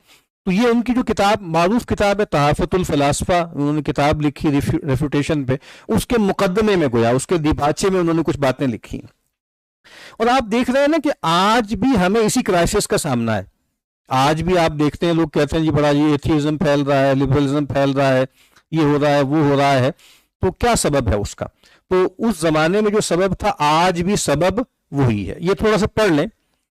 میں نے ایک فرقے کو دیکھا کہ وہ کمال عقل و ذہانت میں خود کو اپنے ہمسروں سے ممتاز سمجھتا ہے۔ اب آپ دیکھ رہے ہیں آج بھی یونیورسٹیوں میں چلے جائیں آپ، ہر کلاس میں جو سب سے برائٹ لڑکا لڑکی ہوتے ہیں یا طالبہ و طالبہ ہوتے ہیں، ان کے ہاں آپ دیکھتے ہیں کہ بھئی اس طرح کے آپ کو وائرسز ملتے ہیں، ایتھیزم کے یا لبرلزم کے یا اپیتھیزم کے۔ تو اب آپ دیکھ رہے ہیں وہ کہہ رہے ہیں امام کے ہمارے زمانے میں بھی ایسا ہی ہو رہا ہے۔ کیا ہو رہا ہے کہ بھئی وہ لوگ کہ جو اپنے آپ کو کمال عقل و ذہانت میں خود کو اپنے ہمسروں سے ممتاز سمجھتا ہے، ان لوگوں نے نہ صرف یہ کہ مذہب اسلام کی مقررہ عبادات کو چھوڑ دیا ہے، بلکہ دینی شاعر، فریضہ ہے نماز اور ممنوعات سے اجتناب کو تحقیر سمجھا، اور شریعت نے جو طاعت و بندگی کی دعوت دی اور حدیں باندھی انہیں ہلکا جانا، شرع کے نصوص و قیود پر نہ رکے بلکہ چند خیالی فنون میں پڑھ کر دین کا بندھن اپنی گردن سے بالکلیہ اتار دیا۔ ان فنون میں یہ لوگ ایسے گروہ کے متبع ہیں جو راہ خدا سے روکنے والا، اس میں کجی کا خواہاں اور آخرت سے منکر و کافر ہے۔ ان کے کفر کی بنیاد یہی سنی سنائی باتوں کی تقلید ہے، مزاج جس کے عادی اور ذہن جس کے خوگر ہیں۔ ایک تصور ہے کہ یہ جو مذہبی لوگ ہوتے ہیں، ملا لوگ ہوتے ہیں، یہ بنیادی طور پر یہ دولے شاہ کے چوہے ہیں، ان کے دماغ پہ کنٹوپ چڑھا ہوا ہے، یہ سوچتے ہی نہیں ہیں، ان کے اندر فری تھنکنگ نہیں ہے، ان کے اندر کریٹیکل تھنکنگ نہیں ہے، جبکہ یونیورسٹیوں میں اور جدید اداروں میں جو ہے بڑی کریٹیکل تھنکنگ ہو رہی۔ تو آگے امام یہی تو بتا رہے ہیں کہ بھائی یہ تقلید ہے اصل میں، جو آپ کا خیال ہے نا کہ آپ وہ کر رہے ہیں، وہ بنیادی طور پر وہ تو ایک امیٹیشن ہے، وہ ایک ذہنی غلامی ہے۔ تو کہتے ہیں کہ مزاج جس کے عادی اور ذہن جس کے خوگر ہیں، یہ تقلید ایسی ہے جیسے یہود و نصارہ میں پائی جاتی ہے کہ ان کی اور ان کے بچوں کی نشو و نما غیر دین اسلام پر ہوتی رہی اور اسی پر ان کے باپ دادا چلتے آئے، یا پھر ان کے کفر کی بنیاد وہ عقلی یعنی ایک تو یہ ہے کہ تقلید ہے یا عقلی بحثیں ہیں جو صحیح سمت سے برگشتہ کرنے والے شبہات کے دامن میں الجھ کر منہ کے بل گرنے سے پیدا ہوئیں، یا ان خیالات سے دھوکہ کھانے کے نتیجے میں جنم لی جن کے چہرے پہ ثواب کا غازہ ملا ہوا ہے، مگر ان کی حقیقت چمکتے سراب سے زیادہ نہیں، جیسا کہ عقائد و آراء کی بحث میں تباہ آزمائی کرنے والے گمراہ طائفوں کو یہی فریب خوردگی اور افتادگی بلا توقع پیش آئی۔ اب آگے وہ ایک جملہ لکھ رہے ہیں جو اہم ہے، اور ان لوگوں کے کفر کا محرک محض یہ ہے کہ انہوں نے سقراط، بقراط، افلاطون اور ارسطو وغیرہ کے پرہیبت نام سنے۔ آج بھی آپ دیکھ لیں، کسی یونیورسٹی میں چلے جائیں، کسی ڈپارٹمنٹ میں چلے جائیں، تو پولیٹیکل سائنس ہو، اکنامکس ہو، سائیکالوجی ہو، ٹھیک ہے، اینتھروپولوجی ہو، پولیٹیکل سائنس ہو، اکنامکس ہو، وہاں کن لوگوں کے نام گونج رہے ہیں؟ سارے یورپینز ہیں نا، ان کے نام گونج رہے ہیں۔ اور اس کا سبب کیا ہے کہ آج تو ہے، اس کا سبب یہ ہے کہ ان کے پاس طاقت ہے، ان کے پاس طاقت ہے، اور اس طاقت کی وجہ سے انہوں نے ایک علم پیدا کیا جو علم ان کی طاقت کی کمک پر موجود ہے۔ یہ موضوع جگہ جگہ ان سیریز میں آئے گا، نالج اینڈ پاور کا، کہ بھائی یہ ایسا نہیں ہے، یعنی جدید مغرب کے بارے میں یہ خیال کرنا کہ انہوں نے علم کے ذریعے طاقت پیدا کی ہے، یہ شاید پوری بات نہیں ہے۔ کئی جگہوں پہ طاقت کے ذریعے انہوں نے علم پیدا کیا۔ اور ابھی ہم دیکھیں گے، میں اپنے بچوں سے یعنی اسٹوڈنٹس وغیرہ سے کہتا ہوں کہ اب کوئی دن کی بات ہے، 15-20 سال بعد آپ دیکھیں گے کہ انہی کوریڈورز میں، فلسفی ڈپارٹمنٹ میں، اینتھروپولوجی میں، آپ کو ایسے ایسے نام ملیں گے کہ آپ کو لگے گا کہ یار یہ نام ہماری زبانوں پہ چڑھے کیسے، ٹھیک ہے۔ وہ سارے اسی طرح کے ہوں گے، لی پی چنگ، چنگ پنگ شنگ، یعنی وہ سب کون لوگ ہوں گے؟ وہ چائنیز ہوں گے۔ یہ آپ دیکھ لیجیے، اگر آپ زندہ رہے 20-25 سال تو اب آپ دیکھیں گے کہ جان یاک روسو اور ڈریڈا اور فوکالڈ اور جناب یجک اور یہ اور وہ، اس کو لوگ بھول جائیں گے، اور پھر اس کے بعد چند اور لوگوں کے نام آنے شروع ہو جائیں گے. وہ لوگ کون ہوں گے؟ جن کے پاس طاقت ہوگی، ٹھیک ہے، اور اس طاقت سے وہ ڈسکورس پیدا کریں گے کہ جس کو ہم جیسے جو مشرق کے مسکین ہیں، پہلے وہ ان کے غلام تھے، اب وہ ان کے غلام ہو جائیں گے. یعنی ہمیں تو ایسے لگتا ہے نا کہ ہمارے لیے جیسے غلامی ہی جیسے مقدر ہے کہ بھئی پہلے ایک جو ہے ہم پر حاکم آ گئے، وہ گئے تو ایک اور حاکم آ گئے. تو بہرحال یہاں پر وہ کہہ رہے ہیں کہ انہوں نے پرہیبت نام سنے، ان کی عقلوں کی تعریف، اصول کی خوبی اور ان کے علوم ہندسہ و منطق و طبیعات و الہیات کی باریکیوں کے بارے میں ان کے مقلدین زلال کی بالا خانیاں سنی، اور یہ مبالغہ آرائی بھی کہ فرط ذہانت و فطانت سے ان علوم دقیقہ کی ایجاد صرف ان کا حصہ تھا، اور یہ حکایت بھی کہ وہ سب اس وفور علم و عقل کے باوجود عقائد و شرائع کے منکر اور ادیان و ملل کی تفاصیل ماننے سے گریزہ تھے. تو اب یہ اتنے بڑے بڑے لوگ ہیں، ٹھیک ہے، مطلب یہ رچرڈ جو ہے وہ ڈاکنگ ہے، یہ جو ہے وہ اپنا جارڈن پیٹرسن ہے، ٹھیک ہے، یہ یجک ہے، یہ التھوزر ہے، یہ اس سے پہلے مارکس ہے. اب یہ سب کون ہے؟ اتنے ذہین لوگ ہیں، انہوں نے اتنی بڑی بڑی تھیریز دی ہیں، اور یہ وہ لوگ ہیں کہ جو خدا کو نہیں مانتے یا آخرت کو نہیں مانتے. تو اس کا مطلب یہ ہوا نا کہ اب ذہانت کا مطلب یہی ہے. اکبر آبادی نے کہا تھا نا کہ اپنے زمانے میں کہا تھا کہ تہذیب کے خلاف ہے لائے جو راہ پر، تہذیب کے خلاف ہے لائے جو راہ پر، اب شاعری وہ ہے جو ابھارے گناہ پر. یعنی اب تہذیب کا مطلب یہ ہے نا کہ اب جیسے معیار بدل گیا ہے نا، تو اب کہتے ہیں کہ چونکہ یہ لوگ بڑے ذہین و فطین ہیں، تو کہا کہ یار اگر اتنے ذہین و فطین لوگ جو ہے خدا کو، آخرت وغیرہ کو نہیں مان رہے، تو اس کا مطلب کیا ہے؟ اس کا مطلب یہ ہے کہ خدا کو ماننا پسماندہ ذہنوں کی بس مجبوری ہے.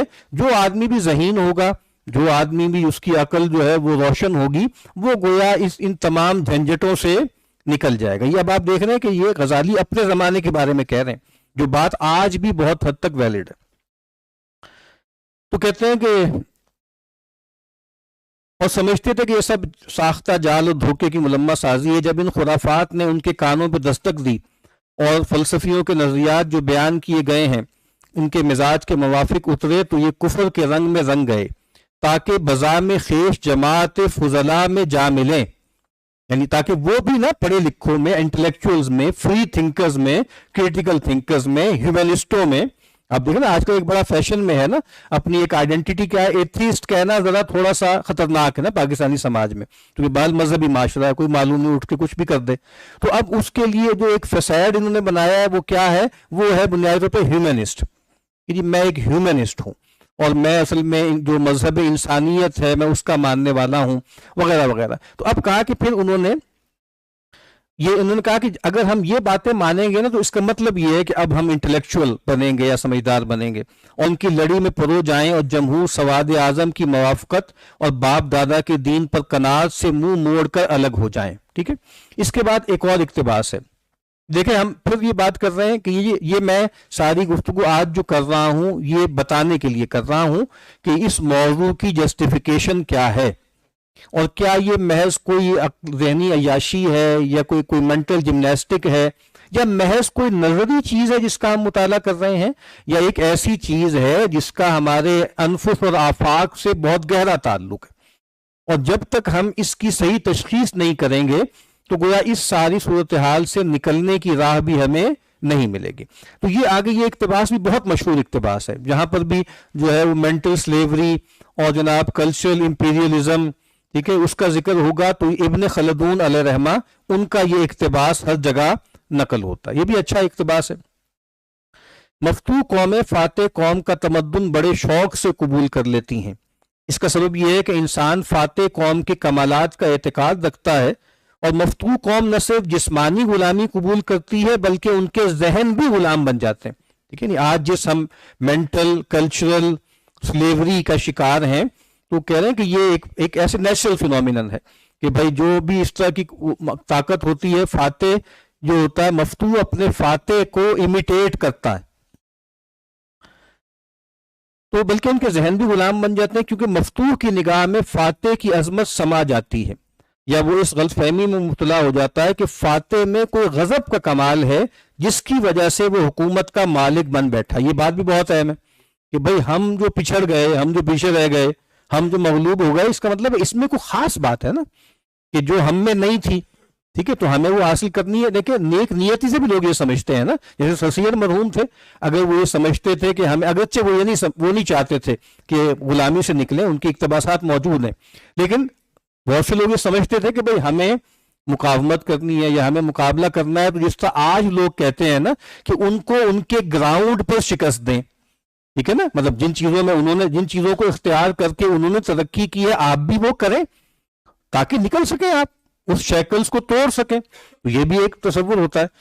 تو اور یہ طبعی غلبہ کا تقاضا نہیں، پھر جب یہ بات یا وہ بات اس کے دل میں گھر جاتی ہے تو وہ اس کی طرف گھر کر جاتی ہے تو وہ اس کی طرف کھینچنے لگتا ہے، اس کی ہر ادا کو دل سے چاہنے لگتا ہے، اس کی ہر بات کا بسط شوق گرویدہ ہو جاتا ہے. یہ گردید شاید لکھا ہوا گرویدہ ہو جاتا ہے اور اس کی مشابہت اختیار کرنے لگتا ہے. مفتوح کے اس فعل کو اقتدا کہا جاتا ہے، یا مفتوح اس غلط فہمی کا شکار ہو جاتا ہے کہ فاتح کا غلبہ عصبیت و قوت کا رہین منت نہیں بلکہ اس کی عادتوں اور خصلتوں کا رہین منت ہے. یہ جملہ بہت اہم ہے کہ فاتح کا غلبہ عصبیت و قوت کا مرہون منت نہیں ہے بلکہ خصلتوں، عادتوں اور خصلتوں کا رہین منت. یعنی وہ وہی پاور نہیں ہے اور وائلنس نہیں ہے، ٹھیک ہے، بلکہ کیا ہے کہ وہ ان کے اخلاق بہت اچھے ہیں. میں اقتباس کبھی عرض کروں گا، شبلی نعمانی علیہ رحمہ، انہوں نے آرنلڈ کے شاگرد بھی رہے، دوست بھی رہے، اور بلکہ دوست تھے، سیکھتے تھے ایک دوسرے سے. تو وہ انہیں ایک واقعہ نقل کرتے ہیں کس طریقے سے وقت کی پابندی کی، کیسے دوڑتے دوڑتے آئے، بارش ہو رہی تھی، یہ ہوا وہ ہوا. اس موقع پہ وہ کہتے ہیں دیکھیں سچ بات ہے نا، اور میں نے سوچا کہ دیکھیں ایسے ہی تو نہیں ہم پہ غالب آ گئے. اور وہاں جملہ لکھا ہے کہ یہ لوگ گویا اخلاقی طور پر ہم سے برتر ہیں. یعنی یہ جو ایک تصور ہے نا کہ یہ اخلاقی طور پر دیکھیں ہم سے برتر تھے، اس پر غالب آ گئے. یہ صرف کوئی توپ سے اور جناب ٹینک سے اور جو ہے مطلب مشین گن سے ہم پر غالب نہیں آئے. یہ لوگ ہم سے بہت بہتر لوگ ہیں اصل میں، اور یہ اخلاقی طور پر ہم سے بہت برتر ہیں. اور یہ خیال آج تو ہم میں بہت زیادہ ہے کہ بھئی ہم صرف جو ہے مغرب سے سیاسی طور پر اور معاشی طور پر اور ٹیکنالوجیکلی ہم جو ہے وہ ان سے پیچھے نہیں رہ گئے، بلکہ وہ اخلاق میں ہم سے بہت بہتر ہیں، ان کے اخلاق ہم سے بہت اچھے ہیں. تو یہ جو غلط فہمی ابن خلدون بتا رہے ہیں وہ آج تک قائم ہے کہ بھائی ان کی فتح جو ہے وہ ان کی قوت و عصبیت. اب دیکھیں وہ لفظ استعمال کیا ہے جو آج بھی پوری طرح ویلڈ ہے، جو پاور کا لفظ ہے، کہ وہ اس کی وجہ سے نہیں ہے بلکہ ان کی عادات اور خصلتوں کی وجہ سے. اس لیے اس کی عادتیں اچھی اور پیاری معلوم ہوتی ہیں اور اپنی عادتیں بھی اس کی سی بنانے کی کوشش کرتا ہے. یہ علت معال کا مطلب ہوتا ہے نتیجہ، معال کے اعتبار سے قریب قریب پہلی علت کے ہے. اس لیے تم دیکھو گے کہ مفتوح فاتح کے ہر فعل کی نقل کرتا ہے، کھانے پینے میں، پہننے اوڑھنے میں، رہنے سہنے میں، سواریاں رکھنے میں، اسلحہ کی شخص و صورت میں، بلکہ اس کی ہر ادا میں اس کی مشابہت قبول کر لیتا ہے. ٹھیک ہے، یہ ہے. اس کے بعد ایک اور اچھا کوٹیشن ہے. یہ ایک کتاب ہے میرا 1944 میں چھپی تھی بامبے سے. یعنی یہ بھی گویا کوئی آپ سمجھ لیں کہ امپیریل آرڈر کا کوئی آفیسر تھا یا کوئی بندہ تھا، اس نے ایک کتاب لکھی verdict on India, verdict on India, اور بیورلی نکلز اس کا نام ہے. یہ بہت اچھا اقتباس ہے اور بہت جیسے چشم کشا ہے. اچھا یہ کتاب ہے، اس کا آخری جو چیپٹر ہے اس کا ٹائٹل ہے ٹو کوئٹ اور ناٹ ٹو کوئٹ. یعنی وہ جو شیکسپیئر کا جملہ ہے نا، ٹو بی اور ناٹ ٹو بی، اس کو اس نے پیرافریز کیا اور کہا ٹو کوئٹ اور ناٹ ٹو کوئٹ. یعنی کوئٹ انڈیا کی موومنٹ چل رہی ہے، کوئٹ انڈیا چھوڑ دو. ٹھیک ہے، تو اب ظاہر بات ہے کہ انگریز جو آپ سمجھ لیں جو اسٹیبلشمنٹ ہے وہاں پر بھی یہ ڈیبیٹ چل رہی ہے نا کہ بھائی ہمیں کوئٹ کرنا چاہیے انڈیا کو، کیوں نہیں کرنا چاہیے. بڑا اچھا اس نے لکھا ہے کہ اس میں یہ اخلاقی مسائل یہ ہیں یہ. اور باقاعدہ آپ دیکھیں نا کہ وہ ایسے لگتا ہے کہ جیسے بہت مخلص آدمی ہے. اس چیپٹر میں بھی وہ کہتا ہے کہ ہم ان کو چھوڑ تو دیں لیکن ان کا بنے گا کیا بیچاروں کا، اور اگر ہم ان کو چھوڑ کے چلے جائیں گے تو یہ اپنا دفاع کیسے کریں گے. اور مطلب بڑے جیسے فکر مند ہوتا ہے نا، جیسے ایک بڑا اپنے چھوٹے کے بارے میں فکر مند ہوتا ہے ویسے فکر مند. لیکن یہ جو پیراگراف ہے یہ اس کتاب کا آخری پیراگراف ہے اور بہت چشم کشا ہے. کہتے ہیں but whether it is tomorrow اور a day little more remote there will be one sense in which the British will never quit India. آپ سمجھ لیں کہ بھائی چاہے ہم چلے بھی جائیں نا فزیکلی, ہماری یہاں سے اسٹیبلشمنٹ ختم ہو جائے, ہماری فوج چلی جائے, کہتے ایک سینس میں برٹش کبھی کوئٹ نہیں کریں گے انڈیا کو. وہ کیسے؟ And that is a spiritual sense, روحانی معنوں میں, ٹھیک ہے. with all our faults of omission and commission, our occasional outbursts of temper, our frequent lack of imagination, یعنی یہ تھوڑی بہت چلیں ہم سے کمی کوتاہی ہو ہی جاتی ہے, بندہ بشر ہے, تو وہ تو چلے ہم سے کچھ ہو گیا, لاکھوں بندے مار دیے اور یہ سب کچھ کر دیا, وہ کوئی اس میں کیا ہے, تو ہوتا ہی انسان سے غلطیاں تو ہوتی ہیں نا. وہ کہتے ہیں وہ تو چھوڑ دیں اس کو, لیکن ہم نے دیا کیا ہے اس پہ بھی تو غور فرمائے نا.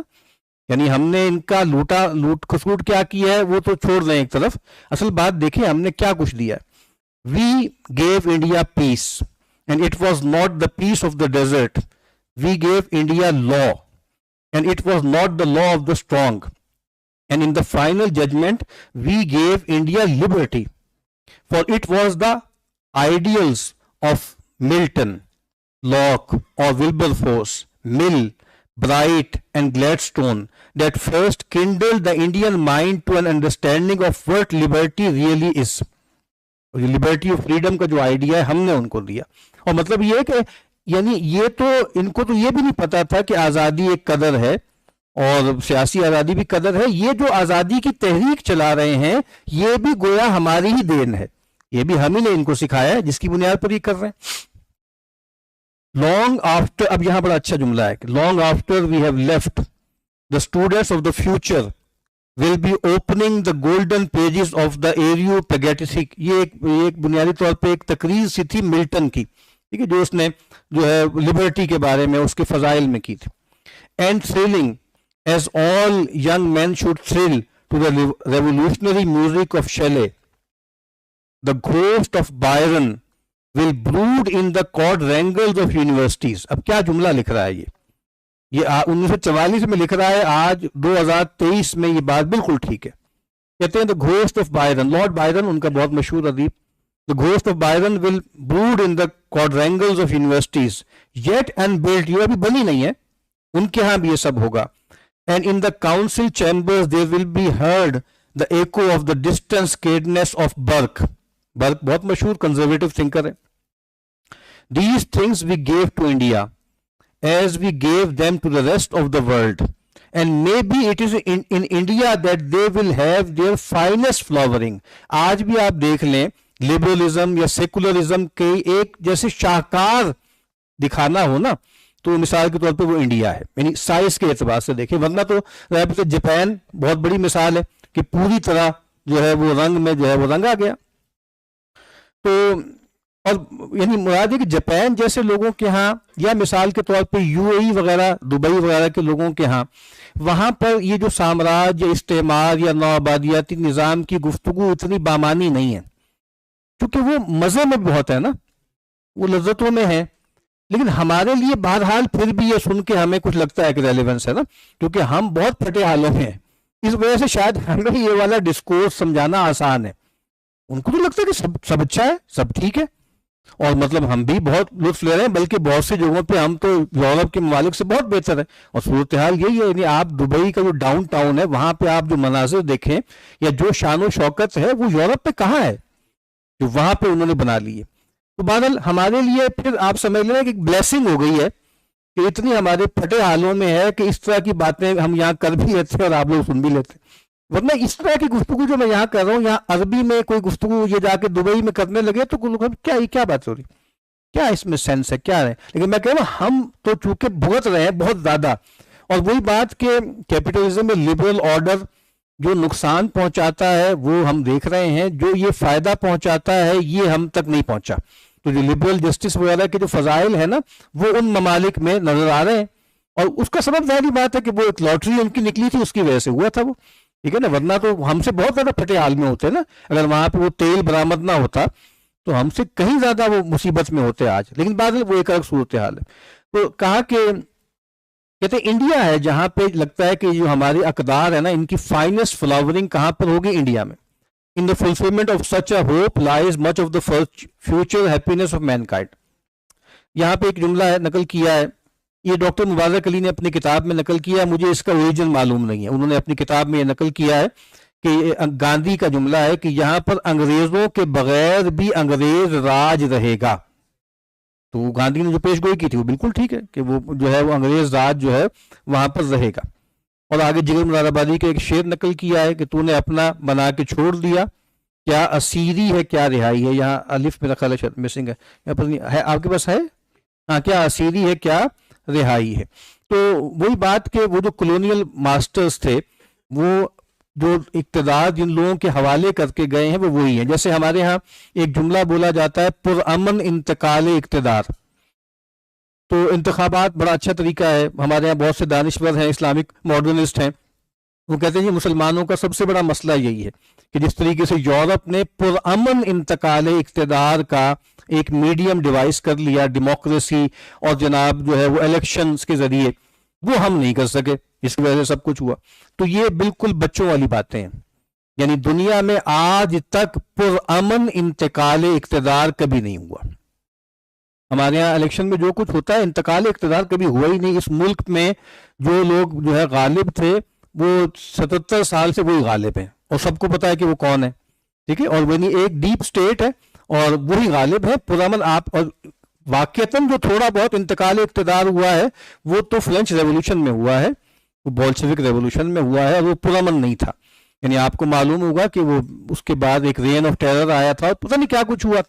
تو یہ کبھی بھی نہیں ہوتا پرامن انتقال اقتدار. اور اسی لیے کہہ رہا ہوں کہ پاکستان جو بنا ہے اور انڈیا بنا ہے بظاہر وہ پرامن انتقال اقتدار تھا نا.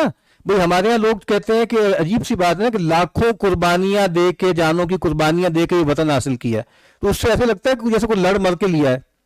بھائی وہ لاکھوں لوگ جو مرے ہیں وہ تو آنے جانے میں مرے ہیں نا، اور وہ تو آپس میں ایک دوسرے نے مارے ہیں نا.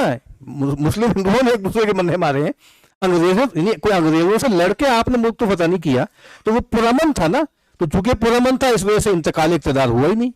یعنی جن کے ہاتھ میں پہلے تھا انہی کے وارثوں کے پاس. غلام محمد کون تھے پتہ کر لیں کون تھے، جنرل ایوب خان کون تھے، کرنل تھے وہاں پہ ایوب. یعنی سب لوگ وہی تھے نا. وہ پوری اسٹیبلشمنٹ تھی جو اس زمانے کی تھی، وہ آپ پر آ کے حاکم ہو گئے. تو ہمارے ملک میں تو انتقال اقتدار نہیں ہوا ہے، اور ہم نے تو آج تک اپنی ساری کلونیل لیگیسی کو سنبھال کے رکھا ہوا ہے. یہ ایک آگے کوٹیشن ہے جو بہت زیادہ بیان ہوتا ہے، بہت پامال ہے، لیکن بہرحال اہم ہے.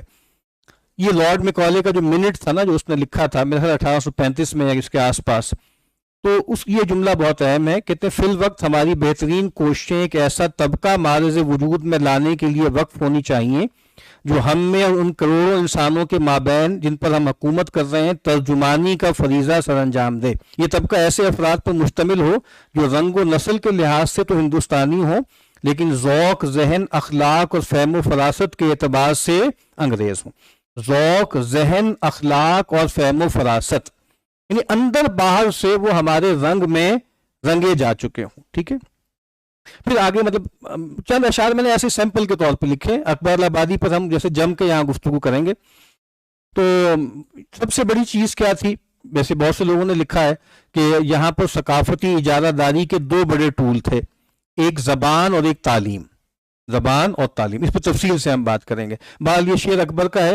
شیخ مرحوم کا قول اب مجھے یاد آتا ہے، دل بدل جائیں گے تعلیم بدل جانے سے. پھر تحول نفس ہو گیا ہے. تحویل نفس کچھ لوگ کہتے ہیں تحول، بدل گئے نا، طبیعت بدل گئی. کہ مشرقی تو سر دشمن کو کچل دیتے ہیں، مغربی اس کی طبیعت کو بدل دیتے ہیں. یہ اکبر آبادی طبیعت کو بدل دیا نا. پھر جو آج ہم معاشی دست نگری اور جو کرائسس ہے اس کے پیچھے وہ ہے، اور آج بھی وہی ہے. یعنی آج بھی استعماری ادارے ہیں نا. ورلڈ بینک کیا ہے، آئی ایم ایف کیا ہے، یہ کیا استعماری ادارے ہیں. اور آج بھی جو ہم پر آفت آئی ہوئی ہے، ٹھیک ہے اس میں رہبت ہمارا دخل ہے نا کہ قرض کی پیتے تھے میں اور کہتے تھے کہ ہاں رنگ لائے گی ہماری فاقہ مستی ایک دن. تو لیکن بہرحال اس کے پیچھے جو ہے یہ شعر میں پہلے پڑھ چکا ہوں. پھر آگے یعنی ہم جیسے ڈیوائیڈڈ سیلف بن گئے، کثری آدمی بن گئے. یہ اکبر کے اشعار ہیں سارے. حواس مختل، سمجھ پریشاں، عمل میں سستی، قدم میں لغزش. کبھی کوئی شوق رہنما ہے، کبھی کوئی پالیسی ہے غالب. میرے مشاغل کی کچھ نہ پوچھو کہ میں ہوں دور فلک میں اکبر. اب صورتحال کیا ہے اکبر کی؟ مقیم دیرو، مرید شیخو، اسیر قانون و محو مغرب. کتنا ڈیوائیڈڈ سیلف ہے کہ کہاں رہتا ہوں اور جناب کہاں مرید ہوں، کس قانون کا پابند ہوں، اور میری آرزویں تمنائیں کیا ہیں، محو مغرب۔ پھر یہ اس پر بھی ہم گفتگو کریں گے انشاءاللہ کہ جو تعبیرات دین کا ایک جنگل اگایا، دین یہ ہے، دین یہ ہے، دین اسے کہتے ہیں، دین اسے کہتے ہیں، اس پر بھی ہمارے کچھ لوگوں نے قلم اٹھایا ہے کہ یہ سب بھی اصل میں کلونیل دور کی لیگیسی ہے۔ یعنی یہ بات بہت سے لوگوں نے اٹھائی ہے کہ بھئی 20ویں صدی سے پہلے کتنی کتابیں تھیں جو دینیات پہ چھپیں جس کے ٹائٹل میں اسلام تھا، اس کے ٹائٹل میں اسلام تھا؟ بہت ہی کم کتابیں ہوں گی۔ مختلف موضوعات پہ، علوم پہ کتابیں لکھی جا رہی ہیں، اسلام کیا ہے، اسلام کیا چاہتا ہے، ہمارے دین کے تقاضے کیا ہیں، فرائض دینی کسے کہتے ہیں، یہ سوالات کبھی اٹھے ہی نہیں۔ تو یہ سوالات بھی جو آج بہت زور شور سے اٹھائے جا رہے ہیں اور تعبیرات دین کا ایک جنگل اگا ہوا ہے، اس کے پیچھے بھی ایک کلونیل لیگیسی ہے، تو اس کو بھی ہم نہیں سمجھ سکتے اس وقت جو کچھ ہو رہا ہے جب تک کہ پیچھے نہ جائیں۔ یہ ایسے ہی 2-3 اشعار سیمپل کے طور پہ: کھل گیا مصحف رخسار بتان مغرب، ہو گئے شیخ بھی حاضر نئی تفسیر کے ساتھ۔ اور بڑا ایک بہت خوبصورت شعر ہے اکبر کا کہ ہماری پتہ نہیں کیا ہے کہ قرآن خوانی سے مطلب کہا کہ جو آپ شیخ سے کہا کہ بھئی آپ ہماری قرآن خوانی سے خائف نہ ہوں، یہ ہم بڑا قرآن پڑھ رہے ہیں۔ اگلا مصرع بہت خوبصورت ہے، کہا ہمیں تفسیر بھی آتی ہے، اپنا مدعا کہیے۔ آپ کہیے کیا چاہتے ہیں، کیا چاہتے ہیں؟ تفسیر تو ہمارے ہاتھ میں ہے نا، ہم قرآن مجید کو ایک لبرل قرآن بنا کے دکھا دیں گے، ہم قرآن مجید کی آیات کی ایک فیمنسٹ ریڈنگ کر کے آپ کو دکھا دیں گے، ہم آپ کو بتا دیں گے کہ اصل میں جو لبرلزم ہے وہ تو قرآن ہے ہی، اسی لیے تو کہا کہ ہمیں تفسیر بھی آتی ہے، اپنا مدعا کہیے۔ کیا چاہیے آپ کو؟ آپ کو ماڈرن ورلڈ میں ایک کانسیپٹ ہے نیشن بلڈنگ کا، ایسے ہی ایک اور جو ہے وہ کانسیپٹ ہے ریلیجن میکنگ کا، ریلیجن میکنگ، یعنی مذہب بھی اب وہ بنا کے آپ کو دیں گے، بتائیں گے کہ بھئی اب مذہب کی تراش خراش کر کے اس طرح کا مذہب ہمیں چاہیے، اور وہ بنا کے دیتے۔ تو نئی تہذیب میں دقت زیادہ تو نہیں ہوتی، مذاہب رہتے ہیں قائم، فقط ایمان جاتا ہے۔ تو مذاہب تو باقی ہیں، یعنی وہ اس کو چارلز ٹیلر کہتا ہے نا، کنڈیشنز آف بلیف بدل گئی ہیں، ہاؤ ٹو بلیف بدل گیا ہے۔ بس ٹھیک ہے، کس کس چیز کو ماننا ہے وہ تو ہے، لیکن وہ اس کے ساتھ وہ تعلق ہی نہیں رہا اس ایمان کے ساتھ۔ پھر یہ جو ادارہ جاتی صف بندی ہے، یہ بہت اہم موضوع ہے، اس پہ تفصیل سے انشاءاللہ ہم بات کریں گے کہ ہماری زندگی جن اداروں میں گزرتی ہے وہ سارے کے سارے استعماری ادارے ہیں، اسکول، کالج، یونیورسٹی، ہاسپٹل، ٹھیک ہے، stock exchange, bank, modern market, ٹھیک ہے، پھر ہسپتال، پھر پاگل خانے۔ یہ میں مذاق نہیں کرتا، یعنی میں نے ایسے کچھ چیزیں نوٹ کی تھی کہ آپ کو پتا 1600 میں ایسٹ انڈیا کمپنی قائم ہوئی تھی، 1613 میں وہ سورت میں آئی تھی، سورت ہے نا گجرات میں علاقہ۔ پہلا ہسپتال 1664 میں بنایا تھا انگریزوں نے، نہیں انگریز ہی تھے وہ، کمپنی بہادر 1664 میں سورت میں بنایا۔ پھر ان کی جب لا اور لیگل چیزیں آنی شروع ہو گئی، پینل سسٹم آیا، 1790 میں پہلی جیل بنائی انہوں نے، 1790 میں پہلی جیل بنائی، اور 1857 تک آتے آتے بنگال میں 55 جیلیں تھیں۔ بھئی پہلے جرم کیوں نہیں ہوتا تھا؟ یعنی بندے کہاں سے آ رہے ہیں؟ یہ جرم کیوں نہیں ہوتا تھا؟ چونکہ قوانین نہیں ہوتے تھے، یعنی پہلے قوانین بنائیں گے نا، پھر جب قوانین بنائیں گے تو لوگ وائلیشن کریں گے، جب وائلیشن کریں گے تو ان کو پکڑ کے آپ جیل میں ڈالیں گے۔ تو ان چیزوں کو بھی پرابلمٹائز کریں نا، یعنی ہمارے یہاں لوگ بڑے خوش ہوتے ہیں امریکہ اتنا ہے اور فلاں ہے، اتنے اچھے اسپتال وہاں پہ ہیں اور اتنی اچھی بڑی بڑی جیلیں ہیں، یعنی دنیا میں شاید سب سے بڑی آبادی مجرموں کی وہ امریکہ کی جیلوں میں۔ تو آپ اس کو کیوں نہیں پرابلمٹائز کرتے کہ جرم کیوں اتنے ہو رہے ہیں؟ آپ اس پہ خوش ہیں کہ جیلیں کتنی اچھی ہیں۔ ہمارے ایک وائس صاحب گئے وہاں پہ، جا کے دیکھ کے آئے تو بالکل ہی فدا ہو گئے، کیسے اچھے جیل ہیں، ایسی خوبصورت جیلیں، ایسا اچھا کھانے پینے کا انتظام، سبحان اللہ، کمال ہو گئے۔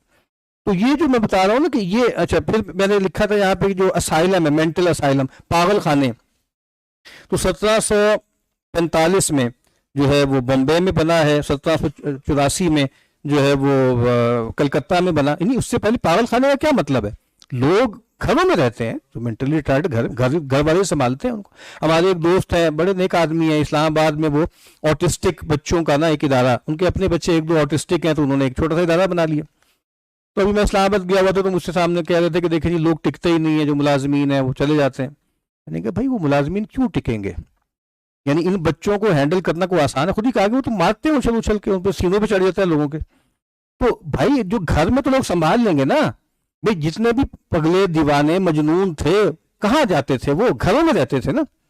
ہمارے ایک بہت ہی سینئر جو ہے وہ جاننے والے دانش پر ہیں، بہت ہی اچھے نیک آدمی، شاہ نواز فاروقی صاحب کراچی میں ہوتے ہیں. تو ان کا ایک بیٹا ہے میرا 17-18 سال کا ہو گیا، بالکل لمبا تڑنگا. تو ہم بھی جب ان کے کبھی فلیٹ میں گئے ہیں تو وہ آ جاتا ہے، کودنا شروع کر دیتا ہے. اب ان کی پوری فیملی اس کے مطابق سیٹ ہو گئی ہے نا، لیکن وہ سنبھال رہے ہیں نا، انہوں نے کسی ادارے میں تو جمع نہیں کرایا نا اس بچے کو. تو یہ کہاں ہوتا تھا یہ سب کام؟ یہ گھر پہ ہی ہوتا تھا نا. تو لوگ کرتے تھے، لیکن اب ہم سمجھتے ہیں کہ جیسے ہر کام کے لیے ایک ادارہ ہونا ضروری ہے. تو میں بتا کے رہا تھا کہ بھئی جو پہلا پاگل خانہ بنا ہے وہ اس میں بنا ہے. پھر یتیم خانہ، کہ یتیم خانہ ہوگا، یتیم خانے کب ہوں گے؟ ہمارے ہاں بہت سے لوگ اس بات کو پرابلمٹائز کرتے ہیں کہ بھئی یتیم کی کفالت اور اس پہ جو بشارتیں دین اسلام نے دی ہیں کسی نے نہیں دی. لیکن ہماری تاریخ میں یتیم خانے کا کوئی وجود ہی نہیں تھا، کوئی وجود نہیں تھا. بھئی یتیم کا مطلب جو اس کے قریب کے لوگ ہیں وہ اس کو پالیں گے نا، وہ اس کے پاس رہیں گے. ٹھیک ہے. تو یہاں پر بھی میں دیکھا کہ سب سے پہلا جو تھا وہ کرسچن ادارے بنے تھے، اور اس کے پیچھے بھی ایک سویلائزنگ تصور تھا جو آگے ہم دیکھیں گے، سویلائزنگ مشن تھا. اور اس میں یہ بھی تھا کہ بھئی صرف یہ نہیں کہ اس کے ماں باپ نہ ہوں، بلکہ بہت سے ایسے ہیں کہ ماں باپ تو ہیں لیکن وہ اس قابل نہیں ہے کہ ان کو گروم کر سکیں یا ہمارے پاس چھوڑ کے چلے گئے ہیں، چونکہ وہ بیچارے پوری طرح انسانیت تو ان میں نہیں ہے نا. تو ہم گویا یتیم بچوں کو بھی اب ہم ٹرین کریں گے، ہم ان کی تربیت کریں گے. تو یہ تقریباً 1837 میں آپ سمجھیں کہ وہاں پر جو ہے وہ ایک پورا جو ہے وہ آپ سمجھ لیں کہ یتیم خانہ جو ہے بنایا گیا. پھر جماعتیں ہیں، ہم سمجھتے جماعتیں، سیاسی جماعتوں کا کوئی وجود نہیں تھا ہماری تاریخ میں، مذہبی جماعتوں کا کوئی وجود نہیں تھا. یعنی آپ دیکھیں پہلی جو جماعت ہندوستان میں بنی ہے وہ 1885 میں جو ہے کانگریس بنی ہے.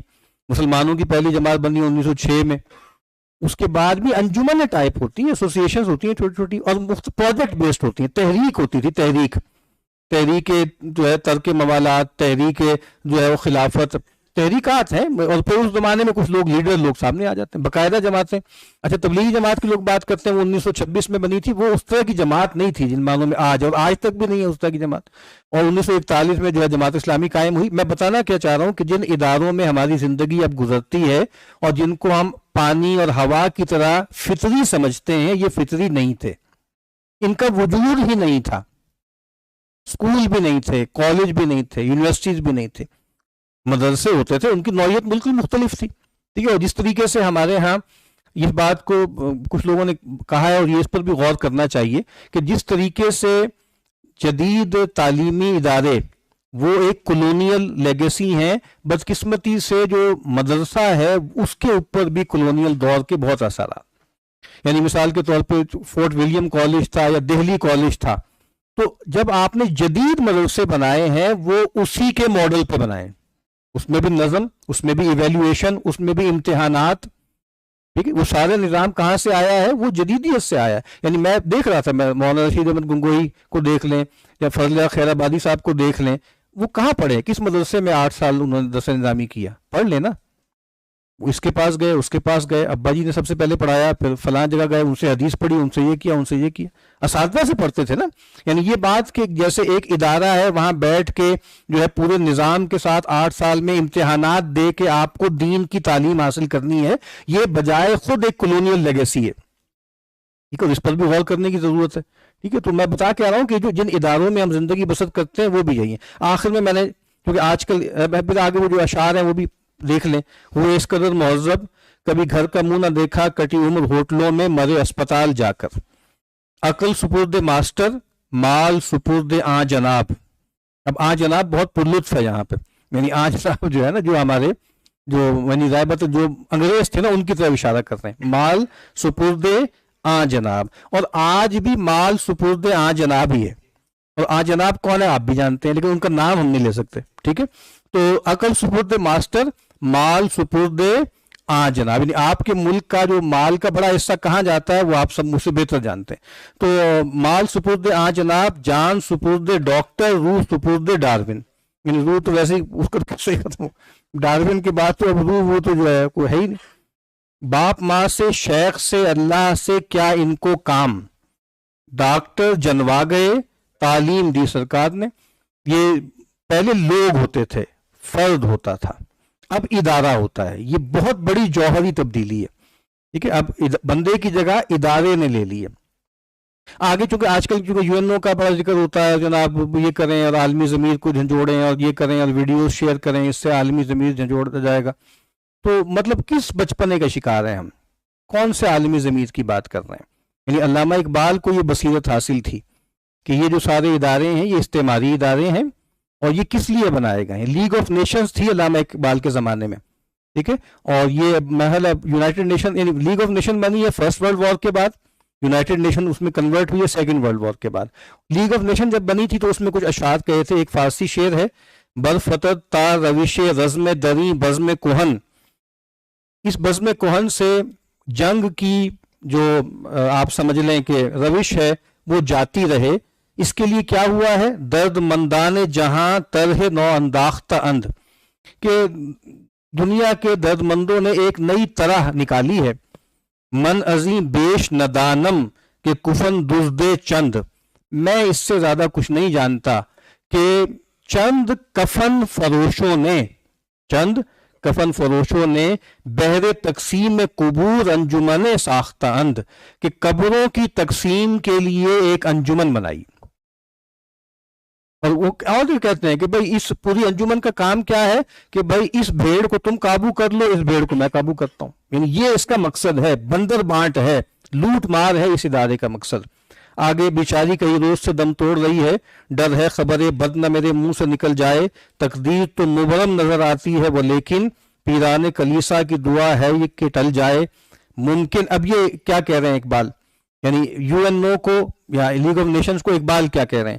ممکن ہے کہ یہ داشتہ پی رکے افرنگ ابلیس کے تعویذ سے کچھ روز سنبھل جائے. تو لیگ آف نیشن کو کیا کہہ رہے ہیں؟ داشتہ جو ہے پی رکے افرنگ. اب چونکہ آپ کو ایک اور ہینڈ آؤٹ بھی دیا ہے، میں اس کی بھی قرات بس کر دیتا ہوں، ٹائم کافی زیادہ ہو گیا ہے، بس وہ قرات کر دیتا ہوں. یہ ایسے ہی تھا. یہ اکبر الہآبادی کی 2 نظمیں ہیں اور اس کے بعد سلیم احمد صاحب کی ایک نظم کا ایک ٹکڑا ہے. بس یہ میں پڑھ لیتا ہوں، یہ آپ کے سامنے ہے، یہ دیکھ لیں. یہ موجودہ طریقے راہی ملک عدم ہوں گے، نئی تہذیب ہوگی اور نئے ساما بہم ہوں گے. نئے عنوان سے زینت دکھائیں گے ہنسی اپنی، نہ ایسا پیچ زلفوں میں نہ گیسو میں یہ خم ہوں گے. نہ خاتونوں میں رہ جائے گی پردے کی یہ پابندی، نہ گھونگھٹ اس طرح سے حاجب روئے صنم ہوں گے. بدل جائے گا انداز تباہ دور گردوں سے، نئی صورت کی خوشیاں اور نئے اسباب غم ہوں گے. یعنی آپ دیکھیں نا کتنی بڑی تبدیلی میٹامورفوسس اکبر دیکھ رہے ہیں. اور یہ سب ہو چکا نا، ہونے جا رہا تھا اس وقت اکبر کو اس کی ریئلائزیشن تھی، آج وہ مکمل ہو چکا ہے. نہ پیدا ہوگی خط نسق سے شان ادب آگی، نہ نستعلیق حرف اس طور سے ریب رقم ہوں گے. خبر دیتی ہے تحریک ہوا تبدیل موسم کی، کھلیں گے اور ہی کل زمزمے بلبل کے کم ہوں گے. عقائد پر قیامت آئے گی ترمیم ملت سے، نیا کعبہ بنے گا مغربی پتلے صنم ہوں گے. دیکھیں عقائد پر قیامت آئے گی، وہ آ رہی تھی اس زمانے میں نا. بہت ہوں گے مغنی نغمے تقلید یورپ کے، مگر بے جوڑ ہوں گے اس لیے بے تال و سم ہوں گے. ہماری اصطلاحوں سے زبان آشنا ہوگی، لغات مغربی بازار کی بھاشا سے ضم ہوں گے. بدل جائے گا معیار شرافت چشم دنیا میں. معیار شرافت بدل گیا، زیادہ تھے جو اپنے ذام میں وہ سب سے کم ہوں گے. گزشتہ عظمتوں کے تذکرے بھی رہ نہ جائیں گے، کتابوں ہی میں دفن افسانے جاہو حشم ہوں گے. کسی کو اس تغیر کا نہ حس ہوگا نہ غم ہوگا، ہوئے جس ساز سے پیدا اسی کے زیر و بم ہوں گے. تمہیں اس انقلاب دہر کا کیا غم ہے اکبر، بہت نزدیک ہیں وہ دن کہ تم ہوگے نہ ہم ہوں گے. ایک اور ان کی نظم ہے جو بڑی ذرا سیٹیریکل ہے، برق کلیسا.